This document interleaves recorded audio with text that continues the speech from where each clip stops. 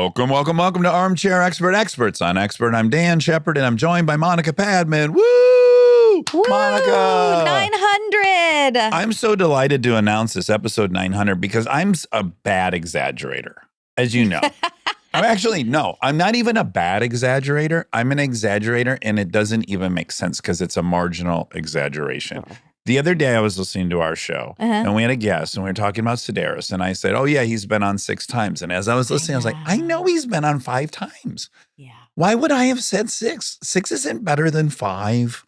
This is a good thing to know about yourself. So I'm a 20% exaggerator. But I've been saying we're like, oh, well, I've done 850 of these or whatever. Right. But it actually is 900. 900 today. So I'm going to start saying 1,000 now. Oh, God. Well, no, we do not get to say that until we've really done it. That's a huge marker. That's a commitment I'll make in public. Okay. Now, let me ask you this. This guest, who I was like, couldn't say yes to fast enough. Yes. Were you a little bit like, oh, I don't know? Yep. Of course. Sure. This episode is fucking riveting. Yeah. Oh my God. It is so good. Yeah. We started the episode and I was like, oh boy. I don't know. And then I was so in. It's so fascinating. What a life. I think your heart rate, had you been wearing a monitor, I do think your heart rate would have hit 130 at one point. Yes. It felt like listening to Armchair Anonymous, where we're getting like these crazy stories. Yes. It was so good. He's so cool. And who is he? Scott Payne. Scott Payne is a retired FBI special agent who spent 28 years in law enforcement investigating cases against drug trafficking organizations, human traffickers, outlaw motorcycle clubs, gangs, public corruption, and domestic terrorists. He hated this when I said it, but everywhere you read about him, he is definitely the second or tied with the most famous undercover FBI agent of all time, with Donnie Brasco, famous Donnie Brasco. His book is called Code Name Pale Horse: How I Went Undercover to Expose America's Nazis. And there's also a podcast that he was on that led to the book, which is also great. It's a Canadian broadcast production called White Hot Hate, and the second season is called Pale Horse, on which he participates quite a bit. This was unbelievable. So good. Yes. Please enjoy Scott Payne. We'd like to thank our presenting sponsor, Happy Egg. Crack open happy. Look for the yellow carton at a store near you. And now, on with the show. He's an armchair expert. He's an armchair expert. He's an armchair expert. Nice lot, by the way. Oh, thank you. It's so funny because I live in hill country. Yeah. So, or even if you're down in South Carolina around Charleston, it's just trees and green. Yeah, so you don't even know what's on the other side of that hedge. You turn the corner, you're like, oh my gosh, it's like 4 malls and everything else. That's kind of like, that's what I picture here, because you see a fence and you don't know, and you go and you go, oh man, you got a nice size lot. It's good. Well, I'm from Michigan, so I grew up in a hillbilly area of outside of Detroit. And so, having a big yard is everything. Yeah. You're in South Carolina? No, I'm in Knoxville, Tennessee. Oh, man. you're in Knoxville. Yeah. And they built a fucking racetrack between Knoxville and Nashville, right? Yes. It's like Formula Those 1. are my friends. Yeah, it's called what's it called? It's called Flat Rock. Flat Rock. Ooh. I was there for it wasn't the grand opening, but we went out there. So I've helped Red Bull Racing a lot. Oh, okay. And my friends are really connected with the nitro circuit and all this stuff. So we went out there when it was just dirt. Oh, yeah. Yeah, but it's a big deal. Oh. The owner got jammed up on some. He He did. On a hit and run. Oh, recently? Yeah, leaving the scene. It wasn't drunk. No. Clearly, I mean, you only run if you're drunk. I think I hit something. Well, should we stop and check? Should we do a little double check? Should we find out? Maybe a little reverse. Maybe not a reverse. Maybe just pause. Let me get out and look. Oh, my God. Okay, so you're from South Carolina. Yeah, born and raised in South Carolina. And did you not want to retire there? No, because when you get a chance to transfer in the FBI, you go to the headquarters division. So let's just say, I don't know what the RAs out of LA are, but let's just say you're in Tennessee. Yeah. It was Knoxville's headquarters city. But out of Knoxville, you've got Chattanooga as a resident agency. They're satellite offices. Yeah. Chattanooga, we had one at Oak Ridge for a while. We got Johnson City and things like that. So Columbia and South Carolina is the headquarters city. Okay. I was raised in the upstate. And I also lived and played ball and bounced down in Charleston. So for me, I either want the mountains or I want the beach. I don't want the center of South Carolina because, no offense to anybody who loves it there, but we call it the armpit of South Carolina because that's the hottest point. You should call it the crotch if you've got like mountains and the tank of South Carolina. That's got some charm to it. But it's where University of South Carolina is at. But I just didn't. I didn't really care about going back to Greenville, even though I love it. But that's where I grew up. Yeah. I was already a cop So you there. were out of Knoxville office for a lot of your work, and then built a life and a house and bought property there, I assume. Yeah. So this is the way it worked. I was a cop in Greenville, South Carolina. Last 2 years, I was a vice narcotics investigator.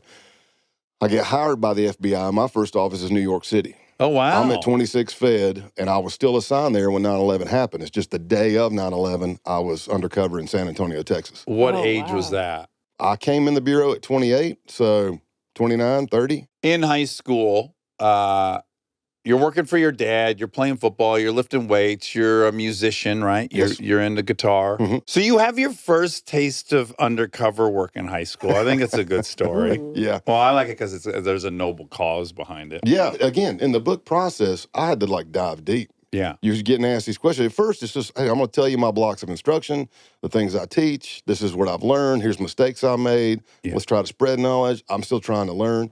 But then you dive into, well, let's talk about you growing up. Yeah. And then somewhere in that process, whether it was my co-writer or the literary agents, they were like, man, what do you think's your first undercover? And I was like, the thing that's popping in my head is high school. Yeah. And my first 2 years of high school, my vice principal, Lloyd Walker, short stature, black guy, kind of balding, very similar looking like Mr. Jefferson. It's kind of the same suits, but man, I don't know what it was. I felt like he did not like me. I felt like he rode my tail. But then again, I was a loudmouth teenage kid, boy with testosterone in my system.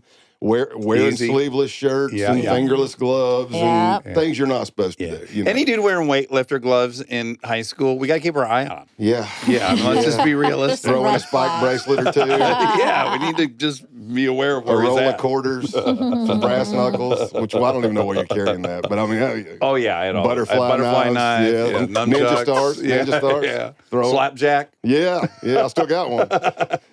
So I felt like he was riding my tail. And then I was in a band called Shade of Green, and we had a talent show. But my maturity was very, very low, right? Experience-wise, because I'd been playing keg parties. Yeah. So if you're up there doing Pretty Woman or Hot for Teacher and you grab your crotch, a la Michael Jackson or something like that, you know, you get a huge roar. Sure. You know, everybody's drunk. It's 80s. It's the kids. Exciting. And yeah. So now we're playing at a talent show where people are coming to see their kids play the violin, do magic tricks, karate tricks, Some baton, I hope. some baton, Yeah. gospel stuff, and here we come out. And I'm grabbing my crotch way more than I thought I was. Clearly, I was nervous. I knew I did it when I said hot for teacher, but apparently I was doing it. I didn't know I did. So they closed the curtain on us. It's very TV-ish. Like the curtain closes and they're trying to cut the power, and me and the bass player still stick our heads out. And they shut it off. Well, the principal was Miss Workman, and she came out, and my mother was there. And my mother's she's a rock star. So she is just rock and roll and all that good stuff. And I'm her baby boy. Right? So she comes Only out, child too. Yeah, only child. Oh, right. wow, So we're out there in the foyer, and everybody's like, "Oh man, that was awesome!" Blah blah blah. And here comes Miss Workman, and she's like, "Yeah, you're going to be expelled. I'm going to expel you." And she looks at Mama. She goes, "You're his mother?" She says, "Yes." She goes, "Did you see what your son did on stage?" And my mom was like, "Yes, it was He's awesome." a star. Yeah, I loved it. And I'm like, "That's my mom," but I'm got to find another school. But so fast forward to like Monday, I get called in the vice principal's office, Mr. Walker, and I'm like, man, this the walk of shame, you know. You're never called in there for anything good, at least in my experience. All right, so I go in there, and he's like, "We need to talk about, you know, what happened," and I'm like, "Yeah," and I'm already protesting. I'm like, "I know people said I did this, but I didn't do it that bad. This is BS, blah, blah, blah. You're always on my back," whatever I'm saying, because I'm a young idiot. He had a VCR tape. For the listeners, there used to be VCR tapes. But He plops in the VCR tape, and I'm watching it, and I'm going, oh. You've seen it really for the first time. I'm like, that's an intervention. It's an intervention. I'm looking at it going, oh, my God. That's what I look like? Okay. Why did I even take my hand off? I could have just left it there the whole time, And he says, and I look at him and I go, that's bad. I'm so sorry.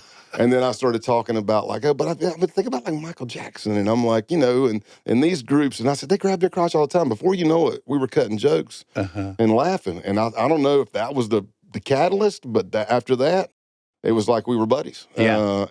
Or as close as you could be, vice principal and a student. And then we get to the part in the book where he calls me into his office one day and he says, hey, man, did you hear about what happened to me? And I was like, yes, I did. Because I actually had to drive. I could drive past his house a lot because it was near my neighborhood. And it wasn't like somebody took toilet paper and rolled his trees. I mean, they keyed his car. They spray painted his car, spray painted his house. N-word was on. N-word, yeah. Bad. Racial slurs. Yeah. Oh, my It was like the horror God. story you hear. And he said, and, I mean, again, we're talking South Carolina in the 80s. Yeah. It takes a while to get out of that culture. Yeah. And in some places, you still aren't out of it. Yeah, exactly. You get out there in the rural areas and you're like, but he saw something in me that through this process, I finally realized it's just me connecting to people. I used to say, like, it's not blending in because I don't look like I'm a Beta Club member. I don't. But in the 80s, you had a smoking area. If you wanted to smoke, all the kids in the school I could go in there and hang out. Yeah. I was a jock. I could hang out with all the jocks. I could hang out with musicians, weightlifters, potheads. Yeah. I could hang out with that. Does that mean I smoked dope back then? Yes, it does. Yeah, that's how I hung out with them. I was even on the Beta Club. Yeah. Which that was a weird fit. But he saw that I could go into these. He must have seen something. And he asked me if I'd be willing to help him try to figure out who did this. And because he's pretty sure it's somebody from the school that has a beef with him. Yeah. And I said, absolutely, man, that's wrong what they did. So some people may want to call it snitching or whatever. No, I'm doing the right thing right here. I'm fighting the good fight. Yeah. Even at a young age. So I start working crowds and I'm just going, and this is maybe something like simple, like, hey, man, we're in the gym. Hey, man, hell yeah, how's it going? Yeah, shooting the bull. Hey, man, did you hear about what happened to Mr. Walker? Yeah, man, that's crazy. That's crazy. Yeah. I did that in every circle and not like suspicious. Yeah. I don't think. I mean, I'm whatever, a teenager. But there was one dude, no matter when we'd start talking, and man, his whole body language. You got to go by the baseline, right? If you're always looking up when you answer, and then then it's not really, it doesn't mean you're lying. That's your baseline, right? Yes. But if you never do it, and now I'm seeing different things, it's usually because you're thinking and you're trying to make up something. This dude did the Homer Simpson. Well, you get super aware of everything you're doing. You have a level of self-consciousness all of a sudden. Yeah, and you get uncomfortable. That prevents you from even acting how you act. And you do the back away. Yeah. Sink into the shrubs. Yeah. And I noticed that. I don't think they ever pinned it on him, but this part isn't in the book. I know that kid slashed the tires on my car. We were at a night event, something. It might have been another talent show, but I came out and my Cutlass Supreme was flat. And I was very angry. And when you told the principal, he was like, yeah, that's who I think. Well, right, they probably called him in and questioned him, but it was clearly. I mean, if he didn't do it, he definitely had something to do with it. Right. And Mr. Walker was like, "Yep, I just recently, whatever he did, maybe that kid got 2 weeks of after-school suspension or something, but he had just gotten in trouble." Right. Most likely, it was him and some friends outside of our high school, whoever he was hanging with. Yeah. But my tires got slashed, and I was pretty sure it was him. And then one day in school, I went after him. I waited for class to start. I went down to his classroom, and I opened the door, and I started busting through desks, knocking people out of the way, going at him. Yeah. And he ran into, there was a room in the back of that classroom where they did like the newspaper, which is where his girlfriend worked, the school yearbook and paper.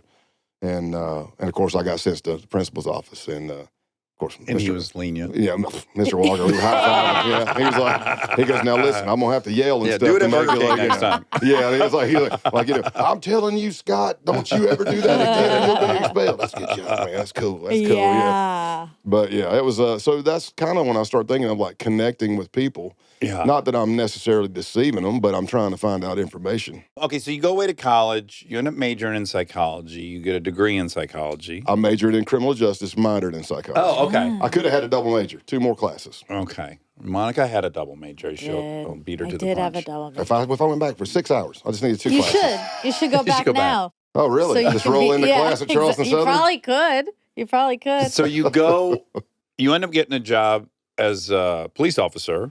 Yes, at first I couldn't. I came out of college with a 3.8 average my last 2 years, on the dean's list playing NCAA football. But in South Carolina at that time, for whatever reason, 4 different departments told me I did really, really well. They would love to have me, but they weren't hiring white guys at that point, okay. white men. And I said, that'd been nice to know before I graduated. So how did you end up getting the I kept job? applying. I just continued bouncing. Okay. I was already bouncing at, I refer to this in the book, gentlemen's clubs. I'm using air quotes because, sorry if I'm offending you, but You can be honest here. there are no gentlemen in those clubs, and neither was I back then. But It's funny you bring that up. I was just watching a documentary. You know, there's this story. This guy who had seen a guy beating the shit out of his girlfriend on the side of the road, then called the cops. That guy ended up having killed the woman. But in his statement to the cop, because they're now playing the audio in the documentary, he goes, "Well, the gentleman was hitting the girl," and I was like, "No, I think you got that wrong. I think the piece of shit was hitting the woman." and where would the gentleman be in this picture? Yeah. Okay, so how long are you there, and when at that job do you start dabbling in undercover stuff? So this is what happens. I graduate college. I can't get a job. I was actually overqualified to be a mall cop. They wouldn't hire me. Okay. So I took a job as a security officer for like 2 months maybe, and then I said, I can't do it. I'm going back to bouncing. I went to a large country club in North Charleston, and we had a law enforcement presence there. We all got certified in pressure points and control tactics by the state of South Carolina through law enforcement. So now I'm starting to get more exposed, and I knew I wanted to be a cop. And I get hired by Greenville County Sheriff's Office. So I go back home, and I'm uniform patrol for 3 years. And then my last 2 years, I was able to become a vice narcotics investigator. And that's when I now go back to Columbia to the South Carolina Criminal Justice Academy. I get certified in undercover techniques and whatnot. And How long is that program? that was just a 1 week school. Oh, really? Yeah. And what are they telling you in there? What do you pick up in a week? At the South Seems like a lot Carolina to learn in a week. It is. Yeah. And it's just role playing, a lot of role playing and putting you out of your comfort zone. How to commit to your story, that kind of stuff? I don't even remember if we really focused on backstory or not. Okay. That came in the FBI. Okay. Because at least for me, in my experience, once I got back to the narcotics unit, if I was doing the undercovers, it's not deep undercover. Right. I mean, I got like... You're trying to buy and stuff. Yeah, I'm making a couple of buys and we're doing jump outs and stuff like that. Or I may be hopping in a car with the source. Also, how hard is it when you're in the town that you work in? Very hard. Yeah, I'd imagine. Don't people know you? Yeah, so that's the issue. Yeah. That is a huge issue on the state and local level, because if I'm in Greenville County, let's just say you get threatened. Greenville County, number one, doesn't have it in their budget. Number two, they're not going to spend money to move me outside of the county. I work for Greenville County. Yeah, how many ways can I shave my facial hair? Right. Cut my hair on my head, if I have any. It's very thin now. I'm hanging on to what I got. Yeah. But I'm in a battle myself. oh man, Hourly. I'm like, I'll be at CPI stem cells next week in Tijuana, and I think I'm going to get them to shoot some in my head. See if it does anything. Yeah, so I start getting that bug, and then the first thing, it's in the book. The first thing I did was they rolled me down to a drug corner in a high trafficking drug area, and here I am at probably 270 pounds. Yeah. I do not look like I smoke crack. Right. And I'm going down there to ask for a 20 because it was a $20 for a crack rock. Yeah. And I was so scared. I was scared on multiple fronts because, number one, I didn't want to embarrass myself in front of the gurus that are training me, right? Number two, I'm just scared because I don't know what the hell I'm doing. Exactly. Yeah. I go It's down scary. there and I crack the window and they're like, all you got to do is roll up, they're going to rush your car, and you just tell them you want a 20. So they come up, and I crack the window because I'm so scared. I put the 20 through the window like it's a vending machine. I'm like, and he's like, what you want? Yelling at me, and I'm like, I'm like, a 20? And he takes the 20, and then he yells at me to roll the window down because he can't hand me the dope through the window. So, yeah, so I started getting that bug, and I started learning. But to the question you ask, a lot of times, at least I hope it's changed now. I still teach at narcotics officers associations and conferences. I need to ask this question at the next one, but you come in as a fresh face. So as a fresh face, you can go by on the corners and stuff like that, hop in with the source. But after a while, that's your county or your city. You go to court. Before long, everybody knows. But now you have the wisdom, and you can make great cases in that unit. But a lot of times they'll kick you out to bring in a fresh face, but that fresh face has no experience working this stuff. So you got to have some kind of transition or oversight. Once I got in the FBI and I learned about the undercover program, you get certified and we can go anywhere. Right. So how do you end up at the FBI? Because I want to get into some of these cases. I'm so fascinated. I remember sitting with my sergeant on a surveillance. He was a Southern Command narcotics, Sergeant Kellett, former Marine, Fu Manchu. Looked like a bulldog, built like a bulldog. I think he even had a bulldog on his arm. Sure, he was committed. Maybe he went to Georgia. Yeah, maybe. Hey, Big Red. That's right. Roll Tide. But No. Roll Tide. Oh, he always tries to do that. I always cut it. Yeah, we can throw in the Tennessee Vols and throw in like a gator. Oh no! Yeah, and then now we'll be all throwing down. Roll Tide is usually sufficient to get her pissed off. Yeah, I know, right? Bam! I'm sitting with him one day, and he says, "Hey, my nickname at that point was Kingpin." He goes, "Kingpin, if I was your age, and I had a degree, and I was single, man, I'd apply with the FBI, and I'd put New York as my first office." And I was like, "What in the hell's wrong?" I was like, "You kidding me?" Yeah. I only thought the FBI worked like bank robberies and other. I didn't know they worked drugs and everything else. Mm-hmm. I started doing research, and I applied with them first because I was told they were the hardest to get hired by back then. And I applied with them first, and I never got a chance to fill out DEAs or the marshals or anybody else. So it just kept going. Like I would pass phase 1, and then it's like lie detectors and physical fitness, and then you pass phase 2, and then you get a position, you get a slot as a new agent in Quantico. Wow. So I go to Quantico. It's 98. I leave the sheriff's office. Are you married yet or anything? No. You have nothing No. tying you down. You can just No, I got a get basset up hound. and go. Oh, that's great. Got a basset hound in the truck. Okay.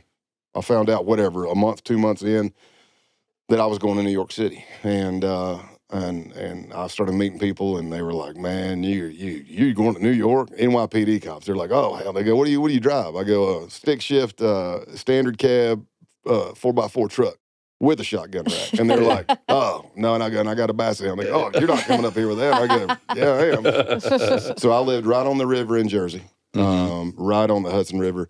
I was just north of the Empire State Building. So back then I smoked cigarettes, and every night at midnight I'd be out there letting my dog out smoking a cigarette and watch the lights cut off on the top of the that's the Empire. view. Yeah. So again, it's very surreal. So I start working there, and then I land this classified case, and I get approved to be the undercover. After about 30 to 90 days, I became the primary, which means now I'm there full time.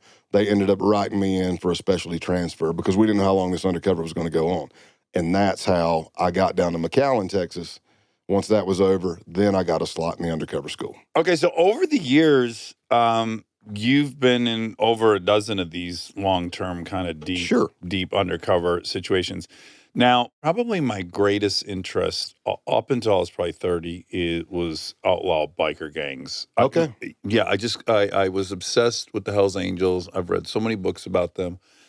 And you went undercover with the Outlaws? Yep, I'm right there with you. I read them all too. Yeah. I got a stacks of them at my house. 3 can keep a secret if 2 of them are dead. Yeah, all of them. Yeah. Hunter S. Thompson one. Yeah. Okay, so the Outlaws, for people who don't know, that's as for real as it gets. It's the Hells Angels and the Outlaws, and those two have always been embroiled in probably the biggest war. Two of the. There's a large 4, but they're at the top. Well, the Varga, who's the? It usually goes Hells Angels, Outlaws, maybe Pagans after that. Oh, And I'm trying to remember. I think Mongols are small. Oh, Mongols, yeah, well, especially West. I'm sorry, Banditos are huge. Okay, so it's probably Hells Angels, Outlaws, Banditos, Pagans. But nearly every time you read about a shootout at a casino, shootout at Bike Week, the Outlaws are involved. Could be, yes. They're for real. Yeah. Yeah.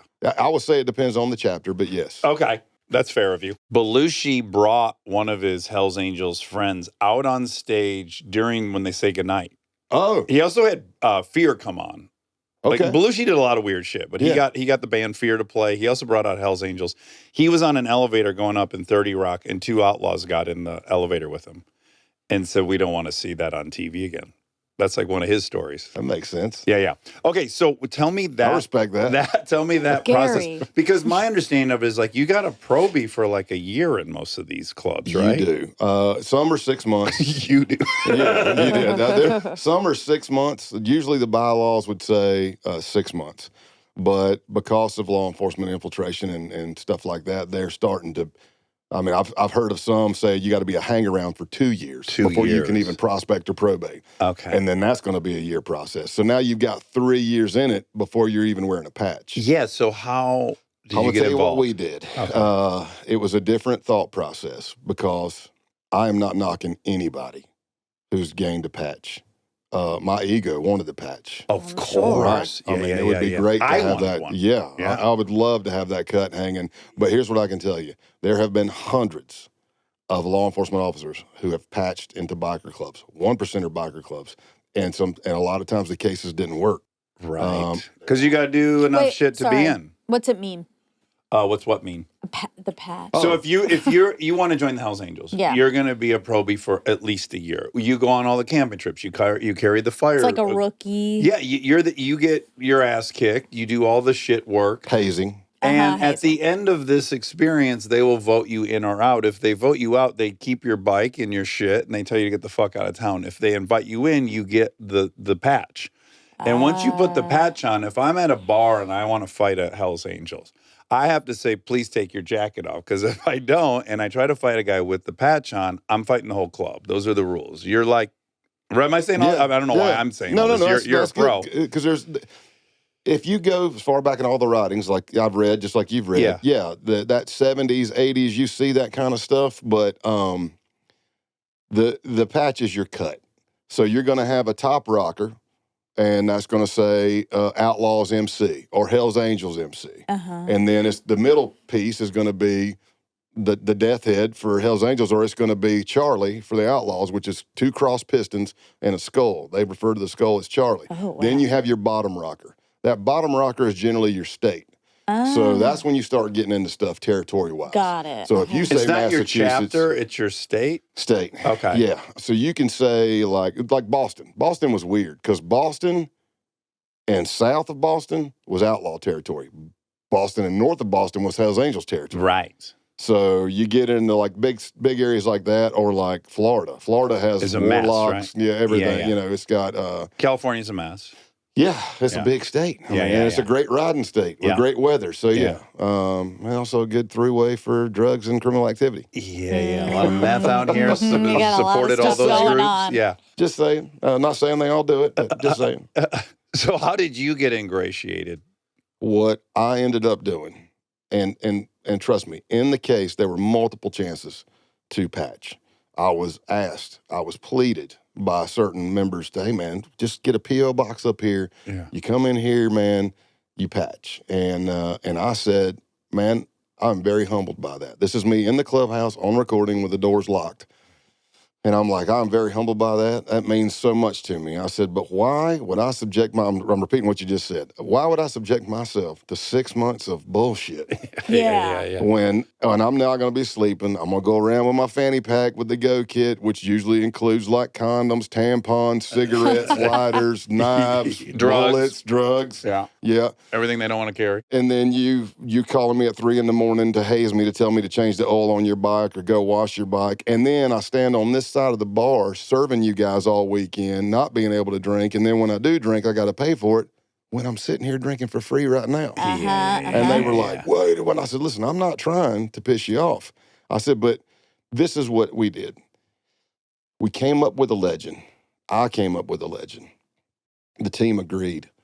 I'm a site survey specialist, parlaying off of my landscaping background. I travel the country for investors looking at property to buy. That's my legit reason for being there. Then, along the lines, that I start seeing their criminal activity, and then I let them see me doing some criminal activity. Yeah. And they believed that I was a high-ranking member of an international theft ring based out of McAllen, Texas, and I moved stolen goods to Mexico to the cartel to trade for whatever, even if it's just money.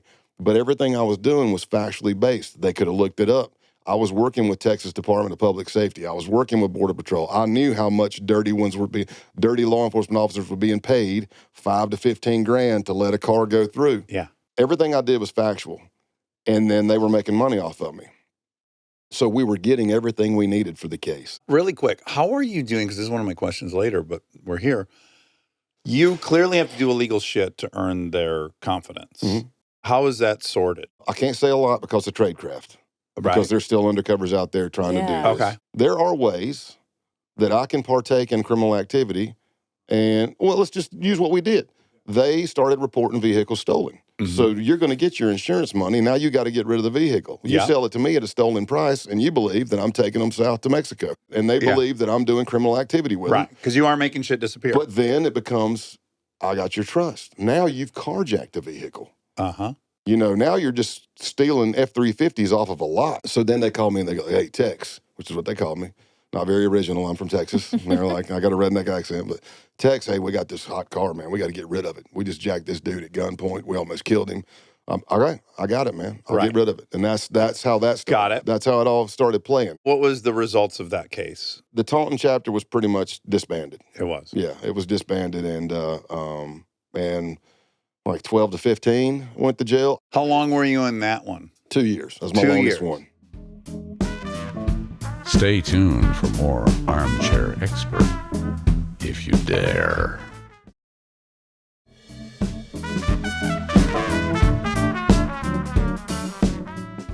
Now, this is a weird question, but I feel like there must be an answer. I'm a You- weird guy.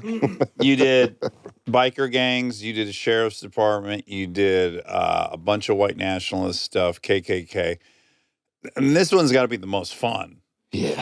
Right? Yeah. You got to I thought about it for a second. I'm Yeah, like, yeah. Well, I hope it wasn't the white nationalists. Well, but we're not going to get to that. Like the shit why would you hope I that? hope that one the shit isn't Scott fun. had to sit through Right. is maddening. When I'm reading about the fucking these dum-dums you got to listen to talk about their conspiracy. I mean, that sounds maddening to me. At Jack- least the Jack Outlaws, Daniels like, did help. I'm into this. And I would be more afraid to have on my back having messed with the Outlaws than I would be these weird cell white nationalist things. Because Outlaws, you have tears. You have 60-year-old, 70-year-old. This is going to live on, Yeah. right? Is that a little more scary? The way I usually answer questions kind of around that same realm is this. Look, in law enforcement, it's what you do. Let's go back to the county or the city you work in. You don't think that after, how many arrests have you made in a year? They're already out of jail. Are you not running into them at the grocery store? Right. Yeah. Are you not running at them at Target? So for me Yeah. personally, my best defense has always been a good offense. If I see you and I'm like, hey, holy cow, man, how are you doing? Yeah, I you're haven't out. seen you in forever, man. You on the up and up? How's the family? Are things going good? Do you ever feel guilty? Yeah.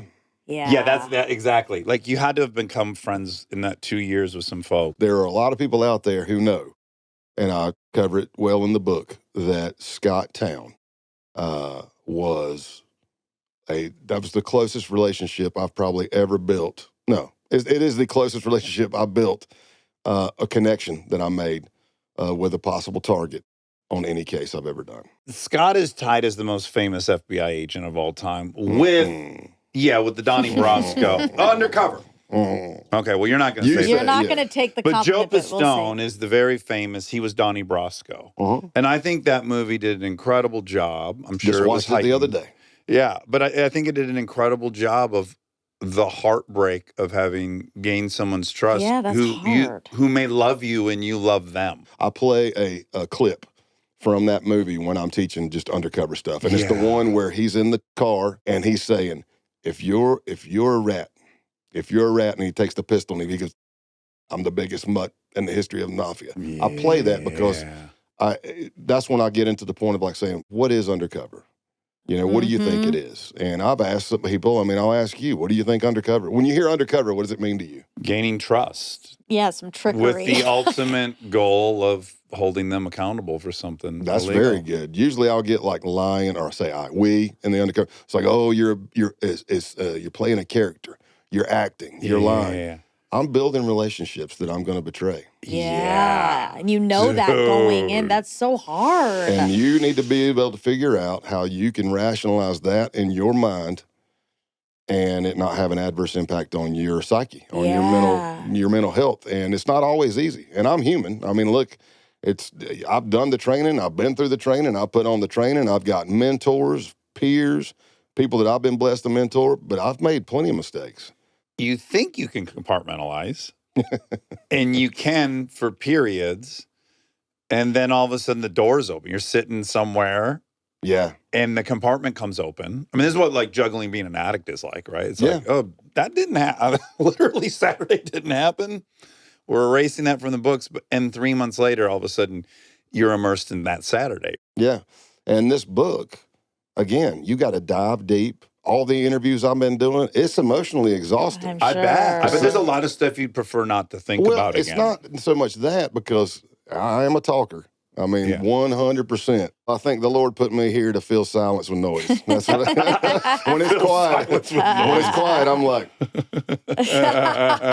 anything? Why is it so quiet in here? Oh my God. One time Dax and I were at the airport and he was talking so much and then he finally stopped and he said, what else can I talk about? And I was like, oh my God. Oh my God. We can't go 5 minutes? Yeah. No. Well, I'll pass the baton to you, but somebody better be talking. Oh. Yeah, it's tough. Well, hold on, though. There's something interesting there. Okay. Because there's just like, you are who you are. You kind of come out a certain way, for sure. But then also there's your childhood. Yes. And so mine was, if I can control the temperature in this room, I can predict where it's going. I'll feel safer if I have a role in what the temperature in this room is. Yeah, that makes a lot of sense. And so Dad was depressed. Dad had pretty bad depression. That's actually what brought me to psychology. I bet. Yeah, that makes sense. But I got to imagine as a young kid whose parents are getting divorced and both are struggling, your dad's really struggling, if you can set the tone in that room, that's preferred. Yes, and that I've never heard it put that way. That is a great way to say it, and I'm probably going to permanently borrow it from this point forward. But yeah, that's kind of what you're doing. Now, I want to be clear because some people haters might be like, well, if you look, every case you've arrested everybody, you set everything up. That's not what I mean by controlling the room. No. If you're committing criminal acts and you're predicated, I'm not coming up to you not knowing you and going, hey man, I know you're broke. Yeah. I'll give you 40 grand if you carry this kilo across the street. That's entrapment. Yes. Right. You can't do that. Yes. But when I tell you, they go, where are you from? And I go, McAllen, Texas, right on the border. No shit. How much can you get a kilo of cocaine for? Yeah. That's the next question. That's the next sentence out of your head. Yeah. And I go, well, as a matter of fact. now that you ask. Yeah. But yeah, I think some element of it is looking for safety. Yeah. In all the many ways that means. Well, think of it this way, and I permanently borrowed this term from a buddy of mine, Terry Rancorn, phenomenal undercover. He's retired as well too, but helped certify me actually. But he says, look, it's a chess game. We're playing chess. People think, oh, I'm just out there gift gabbing and I'm drinking, I'm flying first, I'm doing whatever. Yeah. No, man, it's a chess game. We are trying to stay 4 moves ahead in our brain. I'm just doing because you're trying to see you're doing everything. math. You're reading the room, and it still doesn't work all the time. That's how I ended up in a basement at gunpoint. I didn't tell Monica that. I'm scared. Yeah, I was too. I guess that's a universal fear, being in a basement with a gun. Wow. Wait, yeah, how'd that happen? As I say a lot of times when I'm teaching, I go, I would much rather have heard that story about somebody else and go, man, that sucks, than to be standing there naked going, this sucks. Oh, my God. So I told you a little bit of the backstory with the Outlaws. They've carjacked stuff. We've now covered dope deals. The case team's up on wiretaps, which is not like TV, by the way. You don't go, I need to be on this phone in 5 minutes. No. No. We're talking like 80-page affidavits, weeks and weeks, not months of prep. Anyway, all that stuff was happening. So now we're at a point in the case, a year and a half in, and these are my friends. Scott Town's a great friend. Clothesline, Brian De La Vega. Clothesline is a good friend. And then the president. Yeah, you're going to kids' birthday parties, I imagine. Yeah. Joe Dogs is he's the president of the Taunton chapter at that time, and he's a friend. And everything after that kind of trickles down. But we are now to the point, they've been hounding me about dope. We've laid out breadcrumbs, and we're talking about, look, okay, they have now seen my truck drivers come on multiple occasions to pick up stolen equipment, take it somewhere. They think we're taking it to Mexico. We're actually taking it to a warehouse somewhere. And we decide, as a case team, United States Attorney's Office, all of us, okay, now's the time. They've been asking about it. We've done this. We've got the predication, this, that, and the other. So let's lay out that. My story was that, yes, I did used to be involved in a dope game because they know I have cartel contacts. And they know that the reason I never got cut out as a gringo, the white guy, is because I'm the one with the contacts at the port of entry and the checkpoints. Yeah. So without me, you can't get your stuff through. That was my story. Yeah. So I lay breadcrumbs and let them know that, yes, I did used to be in the dope game, but some of my people were getting popped. Heat was getting close. I pulled chocks. Then we laid it out that my contacts reached out to me because they wanted to take dope into Canada, but their contacts up there had fell through. And essentially, we do a drug exchange. We're going to do a drug exchange from one truck to another truck. We did have 40 kilos of real cocaine. We had 1,000 pounds of real weed, and this is 2007. 40 kilos. Oh my God. Yeah. Now, can you imagine? Do you think there's a SWAT team overseeing this? Exactly. Do you think there's snipers on the roof? Yes, because we cannot let 40 kilos walk. Yeah. We cannot get ripped, Yeah. which is Exactly. if the bad guys decide to go even more bad and say, 40 kilos, let's take it. Well, how are they getting it? They're also getting it. Like, how are the We good brought- guys? Oh, well, that they have seized, the government Yes. seizing Oh, all this what's cocaine. already been seized. So they have Oh, warehouses. wow. They have these fucking burns down in Texas. Yeah. That Yeah. the government owns. It's heartbreaking. That's- Imagine watching them shoveling Cartier watches into a That's not bonfire. the Yeah. same Hermes thing. bags. How dare It you? is. How It dare you? could How dare To you? each their own. To each their own. Look at this contraband being burnt. True. We'll save one sample. We're going to do the deal. And the U.S. Attorney's Office, of course, we want to gather as much evidence as we can of who's going to be helping and get the recordings and all that stuff. So I go to the clubhouse the night before the deal. A weird exchange happens at the beginning between me and Joe Dogs because he's the one that told me to come. And then I get there and they're still having church. And for the listeners that don't know, especially in your 1%er clubs, there's usually a mandatory meeting once a week, and they refer to that as church.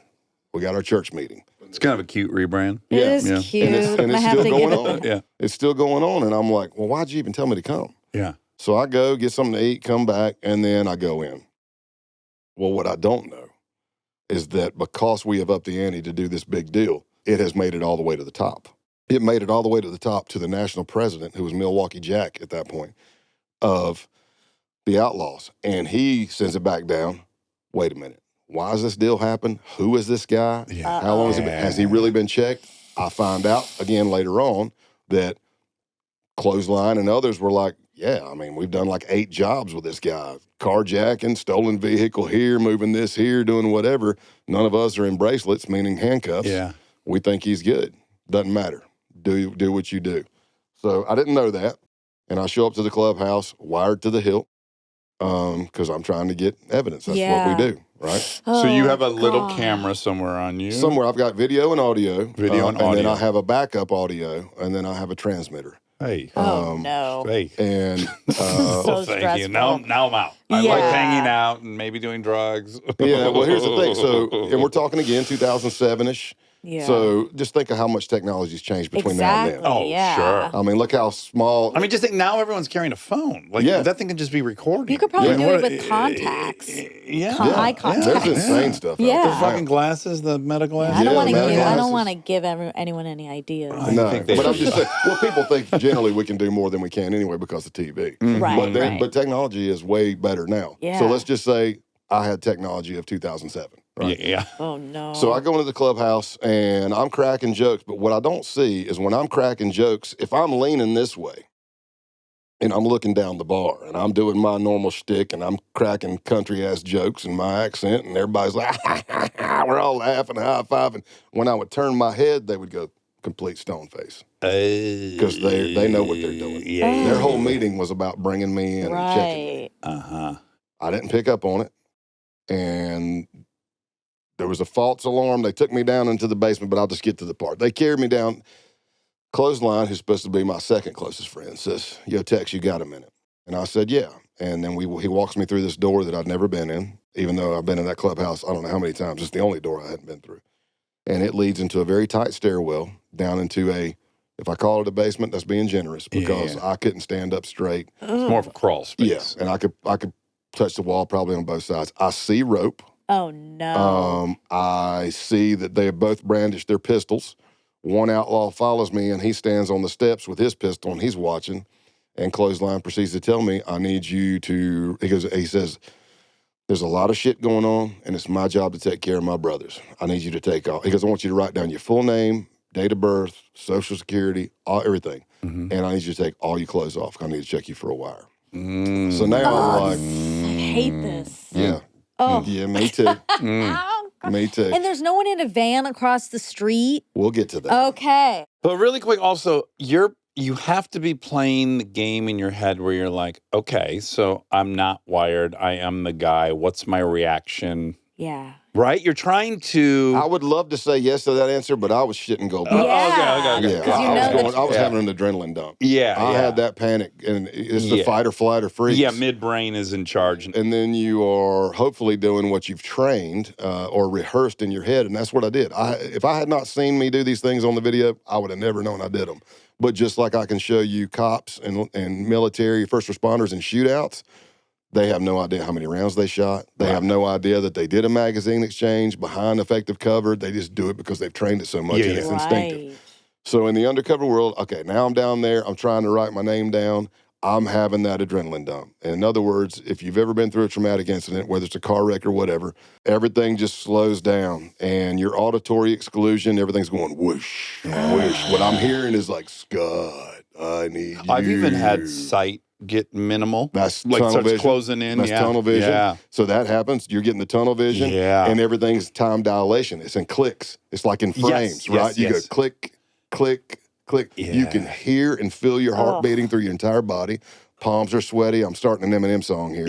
But, I'm trying to talk. And I'm trying to write my name, and I forgot my middle name. I've been this dude forever. I know. I know I'm Scott Calloway. Yeah. But because of the stress, I don't even know. And it was I was blessed enough to put this training on to some Navy SEALs. And it was this guy that one of the SEALs caught it. And he said, "Man, if you look, your hand's not even shaking the entire time you're trying to trying to remember your name." And I'm like, well, my insides were shaking. Yeah. And I yell back. I'm like, "And what else do you need?" I don't even know I do it. And he's like, "What?" I go, "My name and what else?" It didn't sound that clear, though. Because I'm crapping myself, it sounds like, "And what else do you need?" My name and what else? You know, I'm not like even underwater. enunciating. Yeah, I'm not even enunciating. He yells up, and I hear, "What do you need for that website?" So I'm like, "Oh, okay, they're going to Google search me." There was a who'sarat.com. There was things like that. And I go, "Okay, I'm cool with that." Then I remember my initials were SAC because that, as I said before, is the head of an FBI office, and I thought that was funny because I know I'd never be one, you know? So I made my initials SAC. A little humor for myself. Sure, you know? Not very humorous at the moment, but I remember Scott Andrew Calloway. So I write that down. I take all my upper clothing off. I probably was layered because it was cold. I take my boots off. I pull my underwear and jeans down to my ankles. So from ankle up, I'm naked. And it was cold. Sure. And you were scared. Oh my God. Wasn't your best showing, is my guess. I'm not attracted to you. I feel like I'm possibly getting ready to die. In the terms of a Seinfeld episode, that was a whole different level of shrinkage. You know? Oh my God, we're dealing with a woman. I thought he was an FBI agent. It's a woman. I know. I don't care what I look like right now. I just want to get out of here. You know? So I take all my clothes off and he checks everything. And again, adrenaline dump. I'm trying to talk. And I know Clothesline for a year and a half at this point. Yeah. So if you saw what my face was saying to you, even though my words aren't saying it, my face is saying, "Tell me I'm okay." Yes. And his face back to me is kind of like, "Look, it's just business." However, he doesn't know that I'm an FBI agent undercover who's wired to the hilt. Yeah. He's probably like, "Why are you that like, don't be that worried. You're Well, gonna no, get he through tells this. me. He said, man, he goes, trust me. And these are his words exactly. I think they even quoted in the news, in the press release after the takedown. He said, trust me, if somebody accused me of being a Fed, I'd probably smash them in the effing mouth. And I said, I'm not happy. And he said, I wouldn't be either. And I tell him, I'm like, look, you guys asked for this. I did not come to you. You came to me. Nobody has to do anything. Yeah. If nobody wants to do shit, Yeah. nobody has to do shit. Those are my exact words. Yeah. Not as clear as that, but Yeah. because I'm crapping my pants. Yeah. But I think I'm done. And all the gear's in your clothes somehow, obviously. Some yes, some no. Trade Okay. craft, I won't Okay. say Yeah, where you or can't how. say, but you aren't exposed currently. Like they're not Seeing Right. anything. They're not seeing. Yeah. Correct. I think I'm done. And then I'm pulling my pants back up. I'm putting my boots back on. And then he grabs a particular piece of clothing. And when he grabs it, I'm like, oh. And he says, when he grabs it, he goes, hey, I'm not going to find anything here I don't want to, right? Like some naked pictures of my old lady. And he goes, ha, ha, ha. And my laugh is like, you know. Yeah. So, and I even say, I hope not. Now I'm sitting here up against the wall, my head tilted, and I'm watching him take this piece of clothing and go through it. We call this kneading. He's kneading it with his hands, and he's feeling it. And I'll just say this, technology-wise in 2007, had he grabbed that part of that clothing, he would have felt something. Yeah. And he gets close, and he even looks directly at a camera and, my God. and misses it. So while he's doing that, you think my adrenaline's here, and then it dumps, and then it's here, and then it dumps. It's ebbing and flowing. When he's doing that, I have no idea I do it, but you can hear clear on the recording me watching him, and I go, because I don't even know I'm doing it. Yeah. It's a verbal sigh. Yeah. Because my insides are saying, It's over. It's Oh, over. shit. Yeah. Yeah. Oh And- God. and then he says he misses it, and he hands it back to me, and I go right into business. But it's just nervous chatter. Joking even though I'm a jokester anyway, it's definitely a self-defense mechanism. Yeah. I feel like I can't breathe. I try to crack a joke, things like that. PTSD's kicking in, whatever. So I go right back to business. And people ask all the time, hey, man, what would you have said if you had found it? And I remember it like it was yesterday. I had my first response probably would have been something funny. If he would have said, what is this? I might have said, I don't know, some naked pictures of your old lady to try to buy me some time Right. or to Sure, laugh sure. it off. Right. The only other response I had is the gig is up. I'm an undercover FBI agent, and I can walk out of here and we can see each other in court, or all hell's going to break loose. And here's the kicker. That would have been a bluff on my part. Sure. Because up until that point, to my knowledge, my cover team could never hear, for whatever reason, thick walls, bad equipment, whatever, they could never hear me in that clubhouse. What? Mm. But you So, didn't know that. Yeah, I did. You did? That's what it would have been a bluff. Yeah.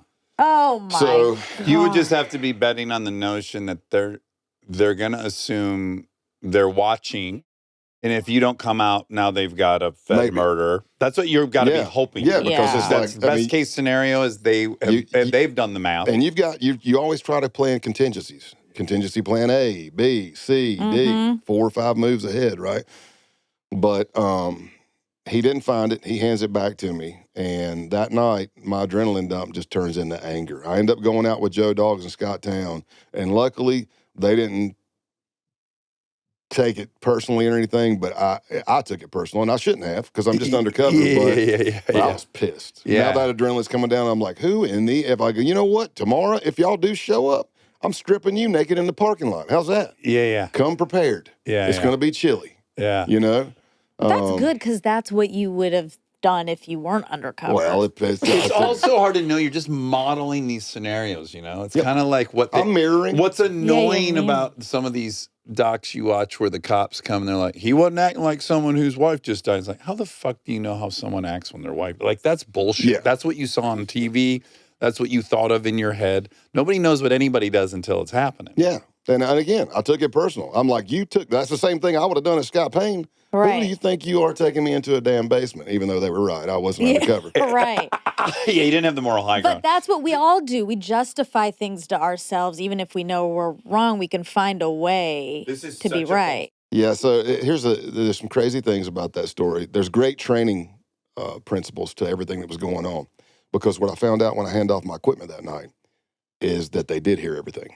Oh. The main case team was a case agent, FBI agent named Tim. He was a good buddy of mine. We actually went through the academy together as new agents. And we were really close friends through that whole process. He helped me find my apartment in New York City. So Tim's now the case agent.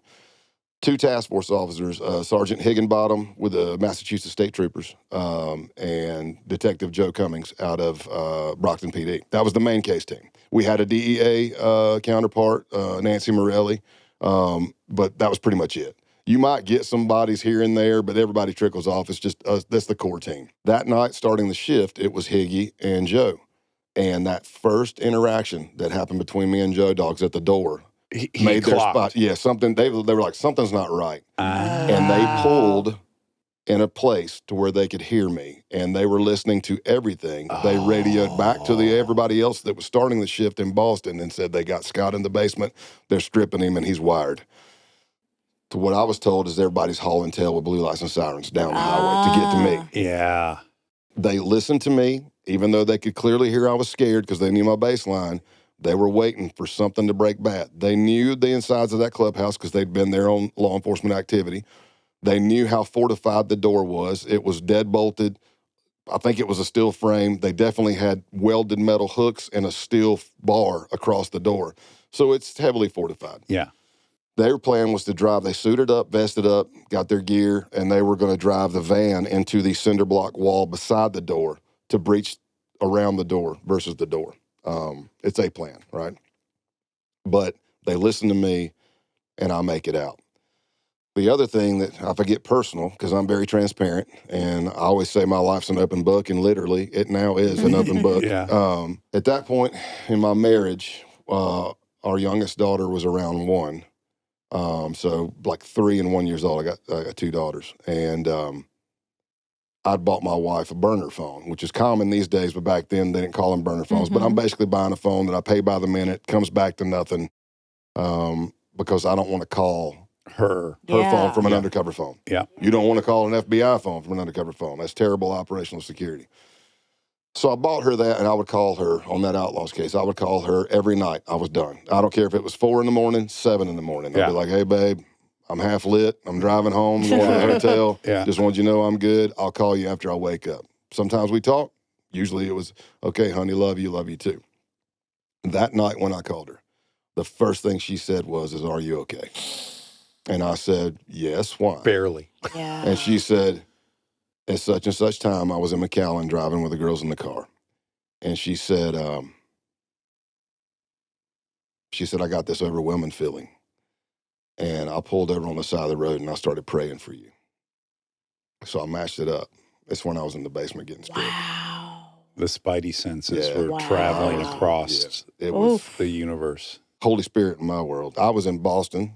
Look on a map, Boston to McAllen. That's a long way away from each other. Yeah. Yeah, she felt it. Jeez. She felt it, man. And that was I believe that. Yeah, it was insane. But that's just one of the many things that happened Was on that that the case. gnarliest, if you had to give one a number one? Man, there's been several. There's been Oh. Yeah, I did joke with her after this book and doing these interviews and stuff. I go, I feel like I need to have a couple more life-threatening experiences. I'm running out of stories to tell. She's like, no. And I'm like, all right, fine. Stay tuned for more Armchair Expert, if you dare.